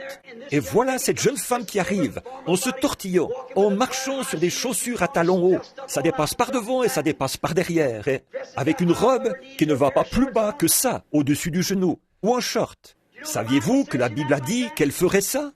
Vous savez, la Bible a dit qu'elle agirait comme ça, qu'elle serait impudique à ce point. Est-ce que vous avez lu dans le Reader's Digest de ce mois-ci que les hommes et les femmes d'aujourd'hui, que les jeunes filles de 20 ou 25 ans ont leur ménopause, que maintenant, le retour d'âge, le moment où on arrive à l'âge mûr, c'est entre l'âge de 20 et 25 ans, d'après la science. De mon temps, c'était vers les 30, 35 ans. Du temps de ma mère, une femme n'avait jamais sa ménopause avant 40 ou 45 ans. Qu'est-ce que c'est? C'est à cause de la science et de la nourriture, des aliments hybrides qui ont perverti le corps humain, au point qu'on n'est plus qu'un tas d'un amas de corruption. Eh bien, si le corps physique est corrompu, alors est-ce que les cellules du cerveau de ce corps ne le sont pas aussi? Maintenant, voyez comme l'esprit suit par derrière. Et au nom du Seigneur, il viendra un temps où les gens deviendront complètement fous. La Bible le dit. Ils crieront et ils hurleront avec d'énormes choses hideuses dans l'imagination de leur esprit. Ce sont les radios et tout, les programmes de télévision qui le produisent. On verra apparaître sur la terre des fourmis de la hauteur de 14 arbres. On verra un oiseau voler au-dessus de la terre avec des ailes de 6 ou 8 kilomètres d'envergure. Et les gens verront ça. Ils crieront, ils hurleront et ils imploreront miséricorde. Mais ce sera les fléaux. Attendez que je prêche sur ces fléaux qui vont s'ouvrir. Regardez ce que Moïse a fait dans le domaine physique, pas l'esprit. Quand il a dit, Moïse, Dieu a dit à Moïse, va là-bas à son prophète, ramasse une poignée de poussière, jette-la en l'air et dis, ainsi dit le Seigneur, il viendra des puces sur la terre. Il n'y avait pas de puces. Tout à coup, il voit quelque chose qui se met à bouger sur un buisson. Il regarde ailleurs et on voit là encore. Au bout d'un moment, il y en avait une telle épaisseur qu'on n'arrivait même plus à marcher à travers. D'où est-ce qu'elle venait? Dieu est le Créateur. Il peut faire ce qu'il veut. Il est souverain. Il peut faire un oiseau dont les ailes vont d'un bout à l'autre de la terre. Il a dit qu'il y ait des mouches qui couvrent toute la face de la terre. Il n'y avait pas une seule mouche dans le pays. Mais tout à coup, on a vu voler une mouche bleue. Et puis, il y en avait 8, 10, 12. Et rapidement, on ne pouvait même plus marcher à travers. Dieu, le Créateur, tient sa parole. Et il a étendu son bâton sur l'ordre de Dieu. Et il a dit qu'il apparaisse des grenouilles et qu'elles recouvrent la terre. Et il est arrivé tellement de grenouilles qu'on en faisait des tas. Ça puait partout. Il y avait des montagnes de grenouilles de 10 à 15 mètres de haut. Il y en avait dans le placard de Pharaon. Il y en avait dans le... On soulevait le drap. On trouvait 500 grenouilles sous le drap, sous le lit, dans la bouffe. Partout où ils allaient, il y avait des grenouilles et encore des grenouilles. D'où est-ce qu'elles venaient? Dieu, le Créateur, est souverain. Ce qu'il dit, il le fait. Et il a dit qu'on verrait des choses horribles sur la terre. Des sauterelles avec des cheveux comme les femmes. Des cheveux longs pour tourmenter les femmes qui ont coupé leurs cheveux. Des dents comme des dents de lion. Et un dard dans la queue comme les scorpions. Elles tourmenteront les hommes pendant des mois. Attendez seulement qu'on arrive à l'ouverture de ces fléaux, et de ces sceaux, et de ces 7 tonnerres. Regardez ce qui arrivera. Oh, frère, vous faites mieux d'aller en Goshen, pendant qu'il est encore temps d'aller en Goshen. Ne faites pas attention à l'extérieur, ici. Voyez un peu, voilà une jeune femme qui marche dans la rue en se tortillant. Voilà un jeune homme qui s'amène, et ça attire son regard sur elle. C'est un membre d'église, il est pentecôtiste, il est ce qu'il est, quoi. Mais on voit bien vite qu'il n'a pas de poteau d'attache, ici, à l'intérieur. Elle lui dira, Salut! Il a les cheveux bouclés, un beau jeune homme, aux épaules bien droites. Peut-être qu'il a essayé de mener une vie droite. Elle s'avance vers lui. Ça peut même être un prédicateur. Et bien vite, qu'est-ce que c'est? Ça, ici, le désir charnel. Et pourtant l'esprit, là, à l'intérieur, il est loin et lui dit, ne le fais pas, ne le fais pas. Mais qu'est-ce qui va se passer? Il n'en tiendra pas compte. Il va se laisser prendre au piège. Et voilà. Bien vite, il sera là, en train de chercher à sortir avec elle. Il est coupable d'avoir commis adultère, qu'il la touche ou non. Mais un vrai fils de Dieu, né de nouveau. Amen. Vous ne pouvez pas y arriver tout seul. C'est absolument impossible pour un homme en pleine santé de passer devant une fille comme celle-là sans qu'il se passe quelque chose. Mais quand il y a quelque chose à l'intérieur, ce petit quelque chose ici qui est né de nouveau, cet homme peut avoir crié, parlé en langue, sauté, dansé et tout le reste, loin de l'esprit. Il peut avoir accompli tous les signes et les miracles que Dieu a promis là-dedans, par son esprit. Jésus a dit, plusieurs viendront à moi ce jour-là en disant, « Seigneur, n'ai-je pas prophétisé en ton nom? N'ai-je pas chassé des démons en ton nom? N'ai-je pas ?» Il a dit, « Retirez-vous de moi, vous qui commettez l'iniquité. » L'iniquité, c'est quoi? C'est quand vous savez ce qu'il faut faire et que vous ne le faites pas. Retirez-vous de moi, vous qui commettez l'iniquité. Je ne vous ai même pas connu. Mais à l'intérieur de cet homme, si cette petite attache est là, cette semence de Dieu qui a été prédestinée avant la fondation du monde, peu importe ce qui peut arriver, elle le retient. Elle ne bougera pas de là. C'est pour ça que cette femme-là, elle met des shorts. Elle est considérée comme une prostituée, exactement comme celle qui commet l'acte. Voyez, elle ne sait pas que cet esprit, par quoi est-ce qu'elle sait? Par son absolu. Qu'est-ce qu'un absolu? C'est le dernier mot. L'absolu, c'est l'amen. C'est la fin de toute contestation, votre absolu.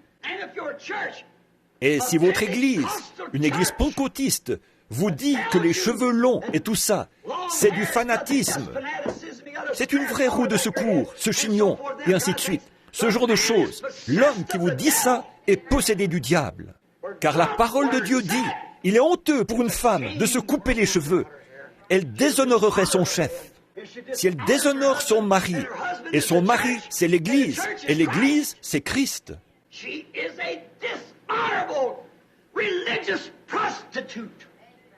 Alors, elle est une infâme prostituée religieuse, nue, et elle ne le sait pas. Nue. La Bible ne dit-elle pas que le voile de la femme, ce sont ses cheveux? Sa chevelure ne lui a-t-elle pas été donnée comme voile? Un jour, là-bas, au tribunal du jugement, j'ai essayé de vous faire ingurgiter le remède et de le retenir avec mes mains, et vous l'avez aussitôt recraché entre vos doigts. Mais un jour, Dieu les jugera. C'est ainsi dit le Seigneur. Ce n'était pas un tas de stupidité, ni une espèce de vieux fou dans tous ses états. Ce n'est pas ça. En effet, c'est la parole du Seigneur. Et un vrai, un authentique chrétien va s'aligner sur cet homme intérieur, sur cet esprit qui était là-bas au commencement et qui est la parole. Comme lui était la plénitude de vous tous, vous étiez en lui là-bas au calvaire. Il savait d'avance que vous seriez ici. Il a seulement montré ce qui allait se passer. Et vous étiez en lui. Vous êtes mort avec lui. Vous êtes mort à votre orgueil. Vous êtes mort à vos façons de faire. Vous êtes mort au monde. Vous êtes mort avec lui au calvaire. Et vous êtes ressuscité avec lui quand il est ressuscité le 3e jour. Et parce que vous l'avez accepté, maintenant vous êtes assis dans les lieux célestes en Jésus-Christ. Alléluia. Voilà. C'est cet homme intérieur. C'est cet intérieur qui ponctue la parole, qui s'accroche à la parole, quoi qu'il arrive. C'est plus fort que vous. J'ai appris ça il y a bien des années. Mon bébé était là en train de mourir. Ma femme était là, à la morgue, embaumée et préparée. Ils m'ont fait venir. Sharon était en train de mourir. C'est la tentation la plus forte que j'ai jamais eue de ma vie. J'avais à peu près 25 ans. Je suis allé là-bas et Billy Paul était à l'article de la mort.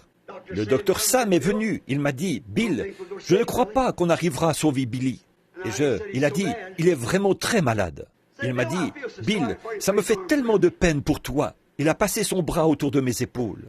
J'ai dit, « Doc, je n'ai plus aucune force. » Au bout de quelques heures, je l'ai appelé. Mon bébé, Sharon. Je l'avais amené là-bas, en vitesse. Pour la voir, en proie à des spasmes sans arrêt. Ils lui ont planté une aiguille dans la colonne, une ponction. Ils ont fait l'analyse. Méningite tuberculeuse. C'est tout. Je me suis frayé un chemin jusqu'à l'hôpital. J'ai arrêté mon vieux camion là-bas. Je suis descendu et je m'en allais vers la chambre. Et voilà Sam qui arrive dans le couloir, son chapeau à la main, en train de pleurer. Il a passé son bras autour de mes épaules et il m'a dit « Viens Bill, on s'en va ». J'ai dit « Qu'est-ce qu'il y a ?» Il m'a dit « Tu ne peux pas la voir ». Il a dit « Elle est en train de mourir, Bill ». Et j'ai dit « Non, Sam, pas mon bébé ». Il a dit « Oui ». Il a dit « Ne la réclame même pas, Bill ». Il a dit « Si elle s'en sortait, ce serait avec des séquelles ». Il a dit « Elle resterait invalide, elle en garderait des séquelles toute sa vie ». Il a dit « Elle a la méningite. Ne t'approche pas d'elle, tu ferais mourir Billy en faisant ça ». J'ai dit « Sam, il faut que je la voie ». Il m'a dit « Tu ne peux pas, Bill, je te le défends.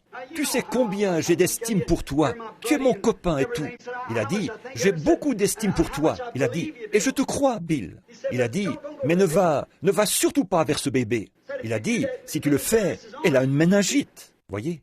Il a dit « Dans quelques minutes, elle sera partie. » Et il a dit « Tu pourras, on va l'enterrer. » Il m'a dit « Bill, ça me fait tellement de peine pour toi. » Il a appelé une infirmière pour qu'elle m'apporte un jour de médicaments. Il disait « Je ne sais pas comment cet homme arrive à tenir encore debout. » Je suis resté là un moment. Il m'a fait apporter le médicament. Je me suis assis dans le couloir. Il a dit « Assis. » Et l'infirmière l'a apporté. Elle m'a dit « Buvez ça, frère Branham. » Je lui ai dit « Merci, vous n'avez qu'à le poser là en attendant. » Quand elle est partie, j'ai versé ça dans le crachoir et j'ai reposé le verre. J'étais là. « Oh Dieu, mais qu'est-ce que j'ai fait? Tu es un Dieu bon. Pourquoi est-ce que tu l'as laissé mourir l'autre jour pendant que je tenais ses deux petits bras comme ça? Je le suppliais pour elle. Pourquoi tu l'as laissé partir? Billy est là, en train de mourir. Et la voilà, elle aussi, là, en train de mourir. Mais qu'est-ce que j'ai fait? Dis-moi. Oh, je ferais aussi bien de partir avec eux. J'ai ouvert la porte. Il n'y avait pas d'infirmière. Je me suis glissé dans le sous-sol. C'était avant qu'ils arrangent l'hôpital. Des moustiquaires. Il n'y avait presque pas de moustiquaires aux fenêtres. Et les mouches allaient sur ses petits yeux. Il lui avait mis un petit bout de mousseline de moustiquaire, comme on appelle ça, de tulle sur le visage. J'ai chassé les mouches. Elle était étendue là.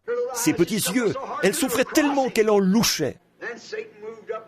Alors Satan est venu tout près de moi, là, et il m'a dit, « Tu as dit qu'il est un Dieu bon, hein ?» J'ai dit, « Oui, c'est ce que j'ai dit. » « Tu as dit qu'il guérit, hein ?» Dans ce cas-là, comment ça se fait que ton père est mort là, dans tes bras, pendant que tu priais? Il était pécheur, et tu priais pour qu'il ait la vie. Comment ça se fait que ton frère est mort dans les bras de ton autre frère, là-bas, pendant que tu étais à la chaire en train de prêcher, il y a quelques semaines? Il m'a dit, alors pourquoi est-ce qu'il ne t'a pas répondu? Tu disais qu'il t'aimait et qu'il t'avait sauvé. Il ne pouvait pas me dire que Dieu n'existait pas, parce que je l'avais déjà vu. Mais il me disait qu'il ne se souciait pas de moi. Il m'a dit, ta femme est étendue là-bas. Tes bébés vont bientôt y être aussi. Ton papa est enterré. Ton frère est enterré. Et là, ta femme va être enterrée demain. Et voilà ton autre bébé qui est en train de mourir. C'est un Dieu bon, hein? Il guérit. Il m'a dit, tu t'es vraiment rendu ridicule. Qu'est-ce qui se passait? Ça agissait de l'extérieur, sur ce premier homme-là. Il m'a dit, écoute, tu sais, quand tu étais il y a quelques années, il y a 2 ou 3 ans, avant que tu acceptes ça, tu étais bien considéré parmi les gens. Tu menais une vie pure et droite. N'importe quelle fille de la ville qui voulait sortir n'avait pas peur de sortir avec toi, parce qu'avec toi, elle se sentait respectée. Je pourrais me tenir devant n'importe laquelle d'entre elles. Je n'en ai jamais insulté une seule. Je n'ai jamais rien dit. Qu'elle se mette à mal se conduire, je la ramenais tout de suite chez elle. Et les gens t'appréciaient. Mais aujourd'hui, qu'est-ce que tu es? Un fanatique religieux. C'est vrai. C'était comme ça. Vous voyez comme tout ça travaillait de concert? L'extérieur, l'esprit qui résonnait, tout ça travaille en même temps. C'est vrai, Satan. Et tu dis qu'il guérit? Oui. Oui, oui. Et toi qui suppliais, qui pleurais, et les gens te disaient que tu te trompais, que tu étais en train de faire fausse route, ta propre église t'a mise à la porte à cause de ça. Ta propre église baptiste là-bas, ils t'ont mis à la porte, justement à cause de ça. Oui, ton père est enterré, ton frère est enterré, ta femme est là, prête à être enterrée, et ton bébé aussi. Dans une quinzaine de minutes, il sera mort. Et il guérit, hein? La chair de ta chair. Il n'aurait qu'un seul mot à dire, et ton bébé vivrait. Il guérit, que tu as dit, hein? Les gens ont essayé de te parler. Le prédicateur t'a dit que ça ne tournait pas rond là-dedans, que tu étais complètement cinglé, que tu étais devenu un fanatique religieux. Et tu dis qu'il t'aime. Est-il possible qu'il t'aime? Et comme tu as pleuré pour ton papa, comme tu as jeûné soir après soir, et quand le jour, il fallait que tu pries pour arriver à grimper un poteau au travail. Et il a laissé mourir pécheur dans tes bras.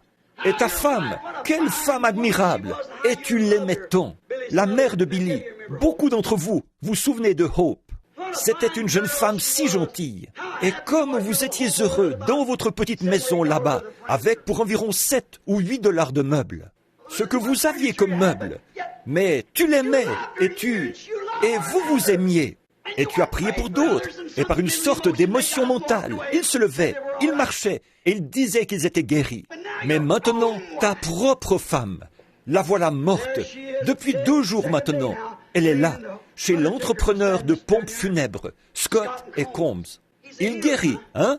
Et ton petit garçon, Billy Paul, à l'article de la mort, à 18 mois.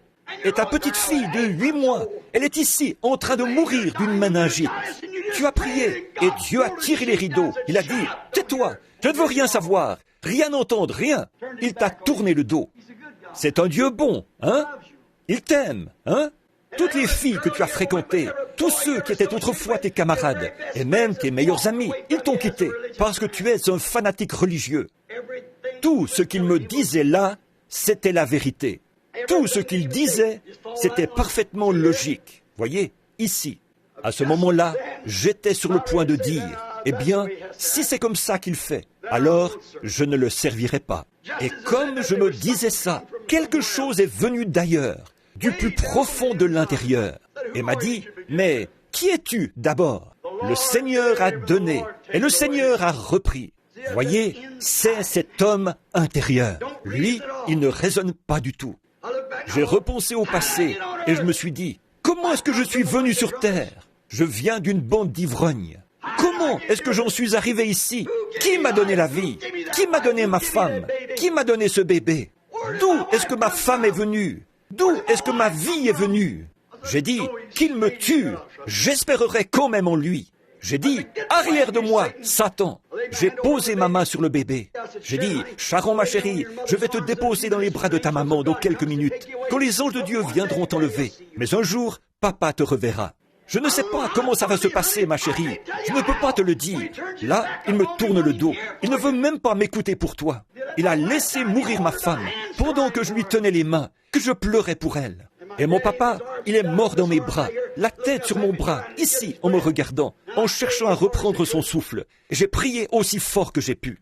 Comment est-ce que je pourrais retourner devant les gens, prêcher la guérison divine? Comment est-ce que je pourrais prêcher qu'il est un Dieu bon, quand il a laissé mon propre papa mourir pécheur? Comment est-ce que je pourrais prêcher ça? Je ne sais pas comment, mais je sais qu'il a raison. La parole de Dieu ne faillira jamais. Elle vaincra, quoi qu'il arrive. Alors j'ai su qu'il y avait quelque chose de plus profond que tous les raisonnements, quelque chose de plus profond que toutes les émotions, que toutes ces choses-là. Il y avait un homme intérieur. Et lui, il a tenu bon à ce moment-là. Rien d'autre n'aurait pu tenir. Toutes les raisons, tout pouvait démontrer. Il y avait là toutes les preuves que c'était faux, que j'étais dans l'erreur. Mais la parole de Dieu, qui avait été prédestinée avant la fondation du monde, elle a tenu bon à l'intérieur. J'ai senti un léger souffle traverser la salle. Son esprit est allé rencontrer Dieu. Frères, sœurs, je vais vous dire, il n'y a rien d'autre que ça. N'essayez pas de raisonner la chose. N'essayez pas d'avoir les cheveux longs parce que c'est moi qui l'ai dit. N'essayez pas de faire toutes ces choses seulement parce que, dans la chair, n'essayez pas de le faire juste pour être à la hauteur. Mais attendez devant le Seigneur jusqu'à ce que quelque chose, tout au fond, à l'intérieur, Il y en a beaucoup parmi vous qui s'imaginent que puisque vous avez les cheveux longs, ça veut dire que vous irez au ciel. Pas forcément. Il y en a beaucoup qui s'imaginent que si on est une femme de bonne conduite, alors on va au... Pas forcément. Il y en a beaucoup qui s'imaginent que, parce que leurs églises, qu'ils appartiennent à ceci, à tel grand regroupement, avec d'éminents docteurs en théologie, ça ne veut pas forcément dire ça, vous voyez. Il y en a beaucoup qui s'imaginent que, parce qu'ils parlent en langue, ils ont le Saint-Esprit. Pas forcément. Bien que le Saint-Esprit parle en langue, c'est sûr. Mais tant que ce vrai Saint-Esprit authentique n'est pas là à l'intérieur pour s'aligner sur chaque parole, si ce Saint-Esprit en vous, qui vous fait parler en langue, regarde là et qui n'est pas d'accord avec le reste de la parole, alors ce n'est pas le bon esprit. Voyez? Ça doit venir de l'intérieur, qui est la parole depuis le commencement. Au commencement de la création de Dieu, quand Dieu a commencé à créer, à vous amener à l'existence. Vous voyez? Là-bas, vous avez commencé en tant que semence, et vous en êtes arrivés là où vous êtes maintenant. Et alors, vous étiez tous en Christ. Et puis, quand Christ est mort, il est mort pour vous racheter tous. Et vous êtes une partie de cette parole-là. Alors comment la Bible tout entière, précepte sur précepte, règle sur règle, un peu ici, un peu là, il ne disparaîtra pas un seul iota ou un seul trait de lettre. Comment donc pourriez-vous, vous qui êtes une partie de cette parole, ne pas être d'accord avec le reste de la parole ou avec une portion quelconque de la parole? Que Dieu vous bénisse. J'ai dépassé l'heure maintenant. Je ne voulais pas le faire, vous retenir si longtemps. Je regrette de vous avoir retenu. Je ne regrette pas ce que j'ai dit. Nous sommes tout à la fin de quelque chose, mes amis. Vous tous ici, je pense, vous êtes tous membres de cette assemblée. Je ne suis pas assez souvent ici pour savoir quels sont ceux qui sont membres. Je suppose que vous venez tous ici régulièrement. Je voudrais vous raconter quelque chose qui est arrivé. Est-ce que vous voulez bien me donner encore, disons, 6 minutes ? Est-ce que monsieur le pasteur O. Walker, là, de l'Oregon, est ici, lui qui était avec nous ce dimanche où j'étais là? Est-ce que quelqu'un en a entendu parler? C'était quelque chose d'étrange, d'extraordinaire. Quand je suis arrivé ici, il y avait tellement de gens, j'avais toute une pile d'entretiens, et ils étaient tous justifiés, leurs fils, enfants, mariés, ivrognes, et différentes choses, des choses qui justifiaient tout un entretien. Il aurait fallu que je voie chacun d'eux. Mais je n'arriverai pas à faire tout ça. Alors, je vous remets à Dieu. Je pose les mains dessus et je prie. Je dis, « Oh Dieu, je n'arriverai pas à le faire. Touche-les, Seigneur. Fais, toi, tu peux y arriver. Je prie pour chacun d'eux. » Billy m'a appelé. Je venais d'arriver avec frère Banks. Il m'a dit, « Papa, si tu... » Écoutez, des fois, je vois des gens qui passent en voiture, là, dans la rue, et qui regardent vers la maison. Et moi, je les regarde, et je les salue de la main, comme ça, et ils vont presque détourner la tête. Je ne veux pas que vous fassiez ça. L'autre jour, quand ils achetaient cette maison pour que j'y habite, là-bas, à Tucson, il y avait une maison là-bas que frère Tony voulait m'acheter et qui coûtait 3 ou 4 fois plus cher que celle-là. Il était même prêt à payer plusieurs milliers de dollars de sa poche.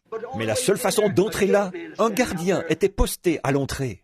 Un grand, c'est une annexe là. Mais, et les gens qui habitent là, pour les voir, il vous faut une autorisation écrite.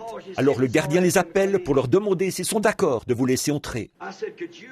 Je lui ai dit, « Tu me verrais, moi, alors que j'ai des frères et sœurs qui viennent pour me voir, qui veulent me serrer la main et demander à Dieu de me bénir. Est-ce que tu me verrais, moi, m'en aller là-dedans, Tony ?»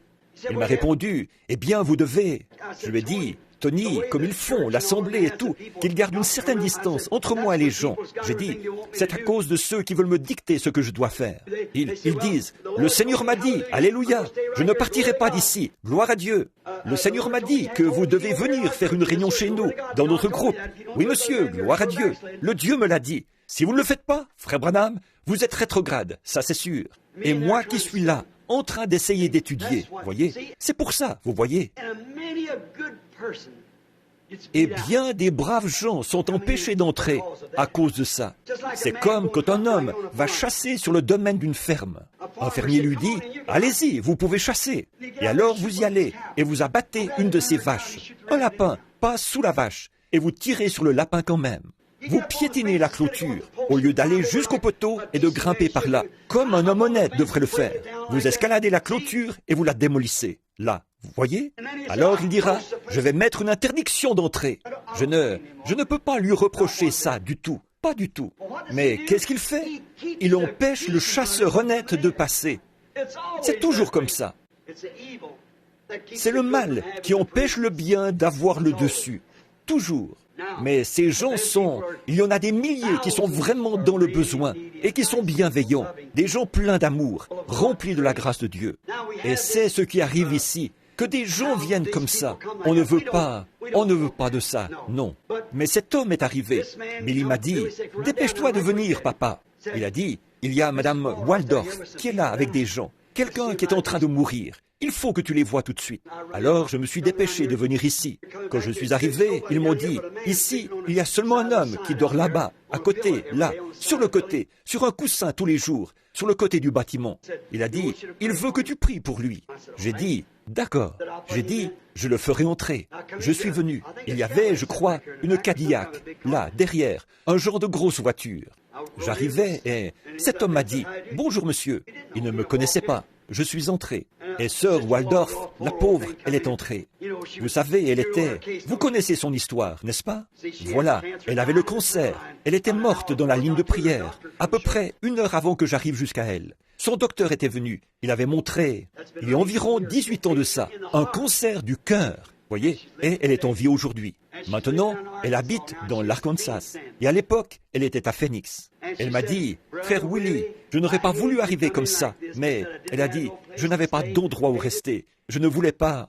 Il disait que cette femme va mourir. Frère Willie, elle m'a dit, j'aurais voulu arriver avec une petite offrande à la main pour vous, frère Willie. Elle a dit, mais je ne pouvais pas. Mais j'ai fait de la gelée de mûre. Oh, quand je suis entré là et que j'ai vu ces petits pots de gelée qu'elle avait posés là, pour moi, c'était trop sacré pour que je puisse en manger. Voyez, cette brave mémé d'environ 70 ans, je lui ai dit, sœur Hattie, je ne pouvais pas refuser. Non, Jésus a vu cette veuve mettre 3 cents et il l'a laissé faire. Voyez, non, Dieu la récompensera pour ça, oui. Et alors le Seigneur a guéri cette femme. Il l'a guérie de tout ce qu'elle avait. Il a révélé à son pasteur ce qui le préoccupait, ce qu'il devait faire, autre chose. Et ils sont tous sortis en criant de joie. Alors Billy est entré et il m'a dit, « Papa, cet homme est parti. Je ne peux pas. » Je lui ai dit, « C'est qui dans la voiture, là-bas ?» Il a dit, « Oh, ça, c'est un type qui est venu de l'Oregon. Il dit qu'il a eu un genre de songe. » Et je lui ai dit, « Je ne voudrais pas vous donner de faux espoirs. Il y en a déjà 300 qui attendent. » Et il a dit, je lui ai dit, mettez le songe sur papier. J'en ai une pile haute comme ça, déjà. Je vais le mettre avec les autres. Je lui ai dit, fais-le entrer. Donne-lui 5 minutes. Eh bien, dès que cet homme est entré, 5 minutes, il m'a dit, je suis le pasteur Walker. Je pense que c'est comme ça qu'il s'appelait, de l'Oregon. Je pense qu'il faisait partie d'une des dénominations, je ne sais pas, presbytérien quelque chose. Il m'a dit, je vous ai rencontré il y a une 20aine d'années. J'étais descendu à Grants Pass, ce n'était pas Grants Pass là-bas. J'ai oublié comment ça s'appelle. Il m'a dit, dans toute la région, ça faisait les gros titres des journaux tous les matins. Tout le monde était au courant. Il a dit, je n'ai même pas pu entrer dans le bâtiment où vous étiez, mais je vous ai vu entrer. Et un jour, dans la rue, je me suis avancé vers vous. Il a dit, il y avait 4 ou 5 hommes autour de vous, et je vous ai serré la main. Et vous, je vous ai dit que j'étais frère Walker, et vous m'avez dit qui vous êtes. Il a dit, on a échangé quelques mots, puis les 3 ou 4 hommes forts qui étaient avec vous vous ont fait avancer. Il a dit, je n'étais pas de ceux qui vous critiquaient, et je n'étais pas non plus pour vous. Il a dit, je ne comprenais pas, c'est tout. Il m'a dit, ça a duré encore quelques années. Et après quelques temps, il a dit, un homme m'a demandé de venir écouter des bandes. Il y a environ 3 ans de ça. Et il a dit, cet homme passait les bandes. Et là, il a dit, je l'ai entendu parler. Et il a dit, cet homme-là, il croyait que vous êtes un prophète. J'ai dit à cet homme, dans ce rayon-là, je ne m'y connais pas. Ça se pourrait, pourquoi pas? Alors il a dit, après ça, un autre homme s'est installé dans notre ville. Il a fait une réunion, je l'ai rencontré. Et il disait, je suis le prophète de Dieu pour ce jour-ci. Il lui a dit, mais vous êtes combien à la fin? Il a dit, j'ai entendu qu'un homme ici, qui écoute des bandes, dit, William Branham, là-bas dans l'Est, est le prophète pour ce jour-ci. et tout ça. Il a dit, cet homme, je ne vais pas mentionner son nom, parce que ce ne serait pas bien de le faire ici, vous voyez. Il a dit, William Branham, je le connais. Il a dit, mais sa doctrine est complètement fausse. Il a dit, ce n'est pas un pentecôtiste, il ne croit pas au signe initial. Et il a dit, autre chose, il dit qu'il y a des grands et des petits prophètes. Ça n'existe pas. Il a dit, on est prophète ou on ne l'est pas, c'est tout. Il a dit, écoutez monsieur, je ne dis pas ça pour argumenter avec vous. Je disais seulement que j'ai entendu cet homme dire que cet homme-là, William Branham, et cet homme prétendait qu'il était prophète. Il a dit, je me demandais seulement combien il y en a. Il a dit, mais je veux que vous sachiez ceci, c'est moi qui suis le prophète de cet âge-ci. Alors il lui a répondu, vraiment? Il a dit, alors que le Seigneur vous bénisse et vous accompagne. Il a continué sans plus s'en occuper. Et il disait qu'il avait commencé à faire une série de 3 ou 4 réunions avec les frères de chez lui. Et il est allé à la poste pour dire, ne faites pas suivre mon courrier, gardez-le ici jusqu'à ce que je revienne, dans 4 ou 5 jours. Ils ont dit, très bien, ils ont mis une petite note là pour dire de ne pas le faire suivre. Il est parti voir sa fille. Et en partant, il s'est arrêté à une église. Et il a prêché ce soir-là. Le lendemain matin, il disait que tout d'un coup, il s'est dit, va chercher la poste restante. Et quand il y est allé, il y avait une lettre qui avait quand même été transmise par la poste et qui était arrivée à sa fille. Sa fille l'avait fait arriver là, en poste restante. Et il l'a ouverte. Et il disait qu'elle venait d'un homme, Monsieur Hildebrand, qui est un de mes amis. Et c'était lui l'homme qui passait les bandes. Il a dit que Monsieur Hildebrand avait appris par Roy Borders, qui est un des organisateurs, vous savez, que j'allais faire une série de réunions ici, du 28 au 1er, qu'il vienne voir par lui-même. Il s'est dit, eh bien, voyons, voilà que ces gars essayent de m'attirer dans leur affaire. Vous voyez? Et il a tout simplement balancé la lettre au panier. Et il est reparti, vous voyez, comme ça. Il est reparti tenir sa réunion ce soir-là. Et le matin suivant, alors, il a mis la main sur son cœur. Et il s'est mis à pleurer, ici, dans mon bureau. Il m'a dit, Monsieur Branham, je sais bien que j'aurai à me tenir devant Dieu. Il a dit, je ne sais pas si je dormais ou ce qui s'est passé au juste. Il a dit, j'ai eu un songe. Disons que je dormais et que j'ai eu un songe. Il a dit, il m'a semblé voir mon fils au marché enfoncer sa main dans un sac. Il a dit, quand il l'a fait, c'était un sac de pommes. Elles se sont toutes renversées. Il a dit, quand je me suis approché pour les ramasser, c'étaient toutes des pommes vertes et il manquait une bouchée à chacune. Il a dit, je les ramassais pour les remettre dans le sac. Il a dit, il y en a qui avaient roulé, qui étaient descendus en roulant, ce qui fait que j'ai essayé d'aller les chercher dans l'herbe. Il a dit, elles avaient roulé sous une clôture fermée par une chaîne. Et il y avait une grande autoroute qui passait par là. Je me suis retourné vers l'est. Il a dit, et là, la chaîne était accrochée à une grosse pierre, là-bas, vers l'est. Alors, je suis allé par là. Je pensais décrocher la chaîne pour pouvoir traverser et aller ramasser les pommes pour cet homme. Il a dit, je me suis mis à décrocher la chaîne. Il a dit, une voix a fait trembler la terre tout entière. Il a dit, la terre tremblait sous mes pieds. Il a dit, quand ça a arrêté de trembler, j'ai entendu une voix. Et il a dit, Frère Branham, c'était votre voix. Il a dit, je le savais, quelque chose me le disait. Il a dit, elle disait, je parcourrais encore une fois ce sentier. Il a dit, j'ai regardé vers le haut du rocher, comme ça, et j'ai regardé plus loin, au-dessus des nuages. Et tout là-haut, sur un rocher qui s'étendait d'est en ouest, en forme de pyramide, pointu comme ça, je suis revenu vers l'est. Il a dit, et vous étiez là, sur un cheval, comme je n'en avais jamais vu de ma vie. Un grand cheval blond, avec une longue crinière blanche. Il a dit, vous étiez habillé comme un chef indien, avec tout ce que portent les Indiens. Il a dit, avec un pectoral, des bracelets au bras et des choses qui pendaient tout autour, comme ça. Il a dit, vous aviez les mains en l'air, comme ça. Et il a dit, ce cheval se tenait là, comme un cheval militaire. Il marchait d'une allure très noble, comme ça. Et moi, je ne bougeais pas. Et il a dit, vous avez tiré sur les rênes et vous êtes parti vers l'ouest. Il a dit, j'ai regardé en bas, et là, il y avait un tas de savons. Et c'est le matin suivant. Ça, c'était le samedi. C'est le lendemain matin que j'ai prêché sur les savons. Vous savez, que j'ai dit que c'est du diable. Et il a dit, il y avait des savons là, qui versaient des machins dans des éprouvettes et qui mélangeaient ça. Il a dit, vous avez arrêté le cheval. Vous avez de nouveau levé les mains en l'air. Et vous avez crié, je parcourais encore une fois ce sentier. Il a dit, la terre tout entière a tremblé. Ces gens ont été secoués. Il a dit, ils ont levé la tête. Ils se sont regardés comme ça. Ils ont levé les yeux vers vous. Ils se sont contentés de hausser les épaules. Ils ont continué leur recherche scientifique. Il a dit, vous êtes repartis vers l'ouest. Et à ce moment-là, qu'il m'a dit, j'ai vu l'homme qui se disait prophète. Vous savez, il a dit, il est arrivé, monté sur un cheval noir, mêlé de blond. Et il a dit, il est arrivé derrière ce grand cheval. Il a dit, c'était loin au-dessus des nuages. Il a dit, et le chemin n'était pas plus large que ça. Et il a dit, ce cheval, il a dit, le vent gonflait les plumes et tout sur votre costume. Il a dit, et la crinière et la queue de votre cheval flottaient au vent. Un grand maître, un grand cheval blond qui marchait très droit. Et il a dit, ce type est arrivé derrière vous. Il semblait venir du Canada. Et cet homme habite au Canada.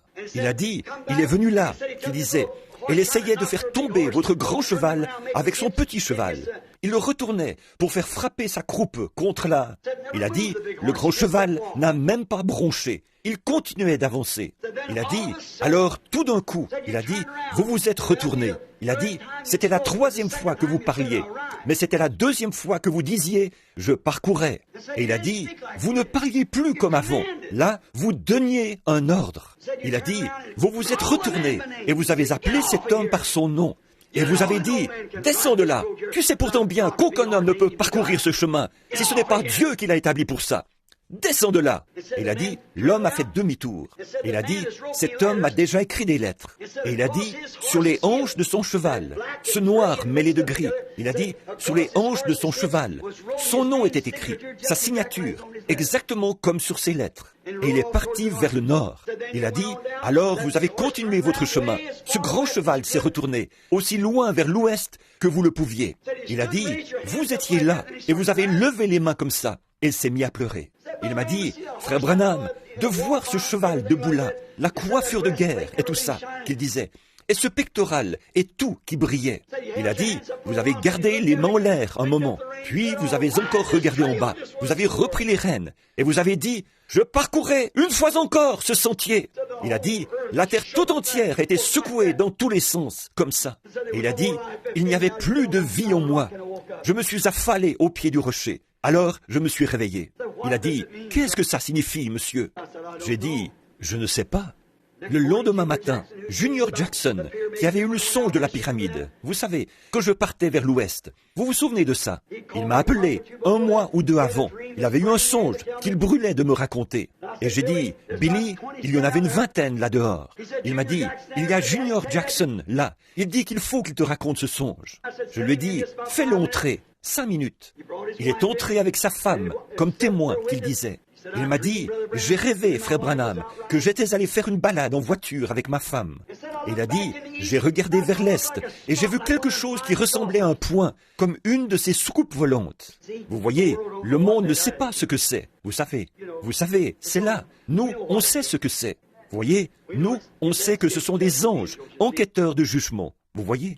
Et au Pentagone et tout, ils les voient descendre. Et leur intelligence, ils peuvent partir comme un éclair et ne sont plus là. Ils échappent à tout ce qu'ils ont. Vous voyez, ils ne savent pas ce que c'est. Ils peuvent bien en penser ce qu'ils veulent. Appeler ça des soucoupes volantes ou n'importe quoi. Ils ne savent pas, voyez? Il a dit, je le voyais venir et je l'observais. Et voilà, c'était un homme à cheval. Et il a dit, il arrivait à la vitesse de l'éclair. Il a dit, je voyais qu'il allait atterrir devant moi. Alors, j'ai arrêté ma voiture et je suis vite descendu.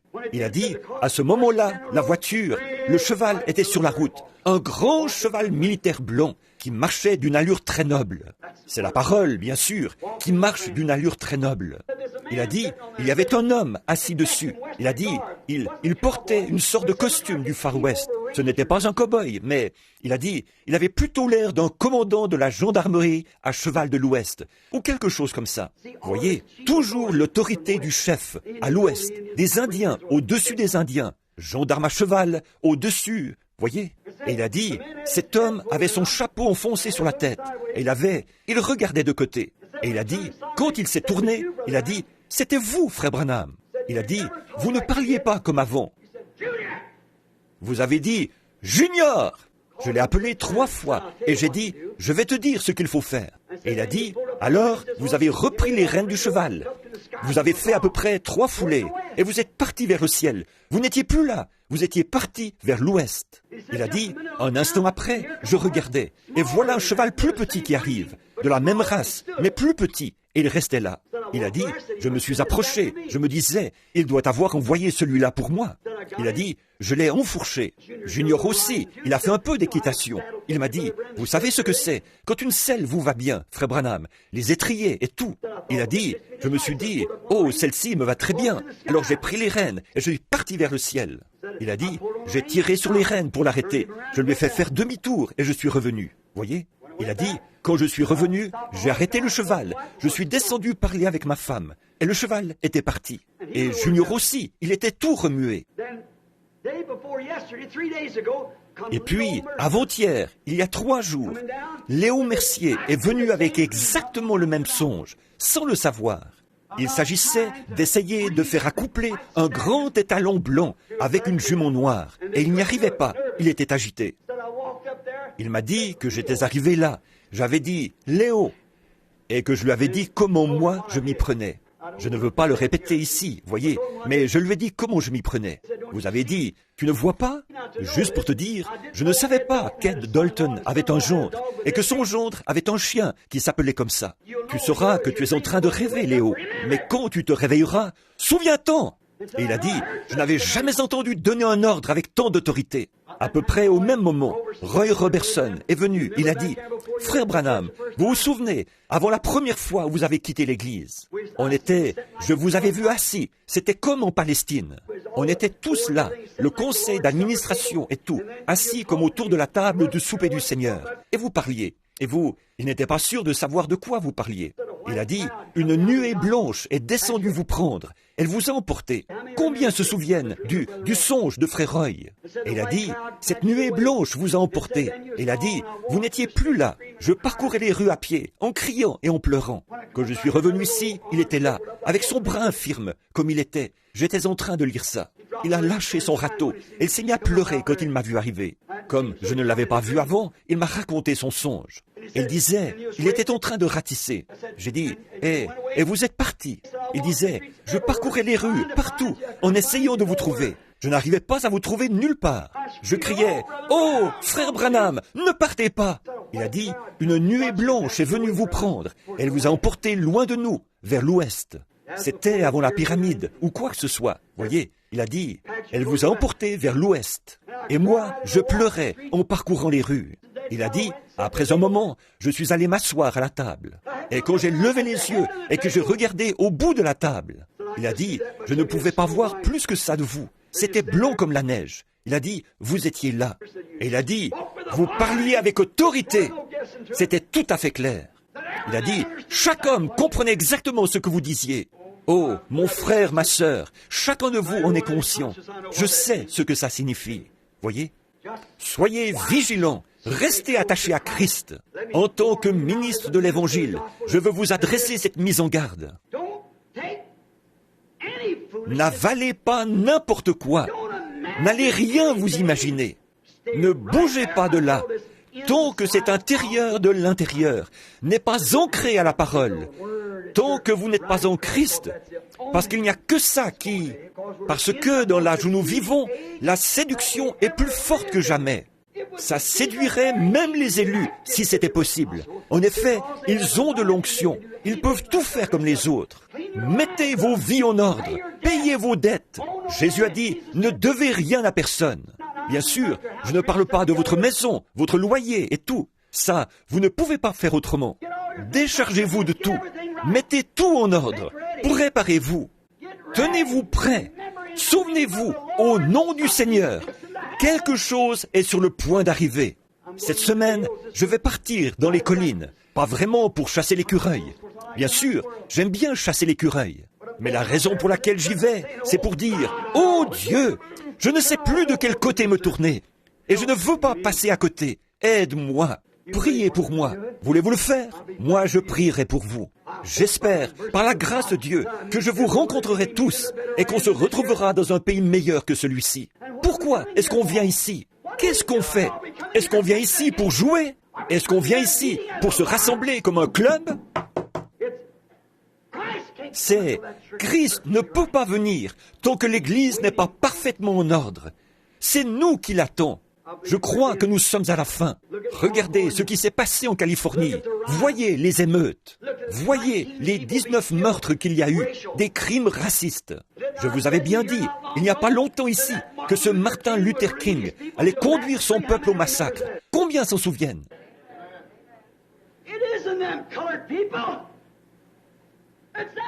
Ce ne sont pas ces gens de couleur. Ce sont leurs leaders qui les poussent à la révolte. Ce n'est pas l'intégration, la ségrégation, ou peu importe le nom qu'ils veulent y donner. C'est le diable. C'est vrai. Et pas seulement pour les blancs, les noirs. C'est tout le monde. C'est le diable. Les hommes ont les facultés mentales et le raisonnement dégradé. Il n'y a aucun espoir. Au point où c'en est, c'est sans espoir. C'est complètement pourri. Les facultés mentales des hommes, ils ne savent pas prendre des décisions. Je ne suis pas un homme politique. Non, ni démocrate, ni républicain. Ils sont tous corrompus. Je suis pour un royaume, et c'est le royaume de Jésus-Christ. C'est tout. Mais avez-vous déjà vu une bande de marionnettes, comme ceux qui sont au pouvoir maintenant, comme cette bande de Texans qu'on a là? Ils disent, « Oh, comme les gens voudront. S'ils veulent le communisme, on va leur donner le communisme.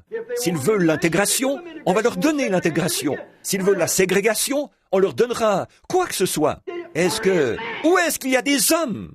Oh Dieu! C'est comme à la chair. Où est-ce qu'il y a des hommes? De vrais hommes. Des hommes qui sont prêts à défendre un principe. Où est-ce qu'il y a des femmes qui sont prêtes à défendre un principe? Où est-ce qu'il y a une église qui est prête à défendre un principe? Je n'ai pas pour 2 sous de temps à perdre avec un esprit mou, lâche et qui fait des compromis. Si une femme est femme, qu'elle soit une dame.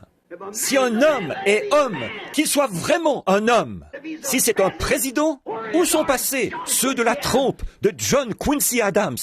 Où sont passés ceux de la trompe d'Abraham Lincoln? Des hommes qui ont des principes.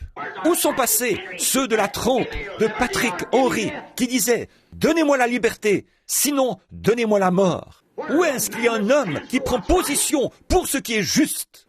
Où est-ce qu'il y a un homme qui n'a pas peur de parler? Peu importe, même si le monde entier est contre lui, qui défendra ouvertement ce qui est juste, s'en tiendra à ça, quitte à y laisser sa vie. Où sont nos Arnold von Winkelried d'aujourd'hui? Où est-ce qu'on peut trouver un homme intègre? Où est-ce qu'on peut trouver un homme avec un bon esprit? Ils sont tellement lâches, tellement mous, qu'ils ne savent même pas ce qu'ils croient. Oh Dieu, que je puisse, en tant que prédicateur, défendre les principes d'un seul homme, la parole de Jésus-Christ. Car le ciel et la terre passeront, mais elle ne faillira jamais. Sur cette pierre, je bâtirai mon église. Les portes de l'enfer ne prévaudront pas contre elle. Levons-nous.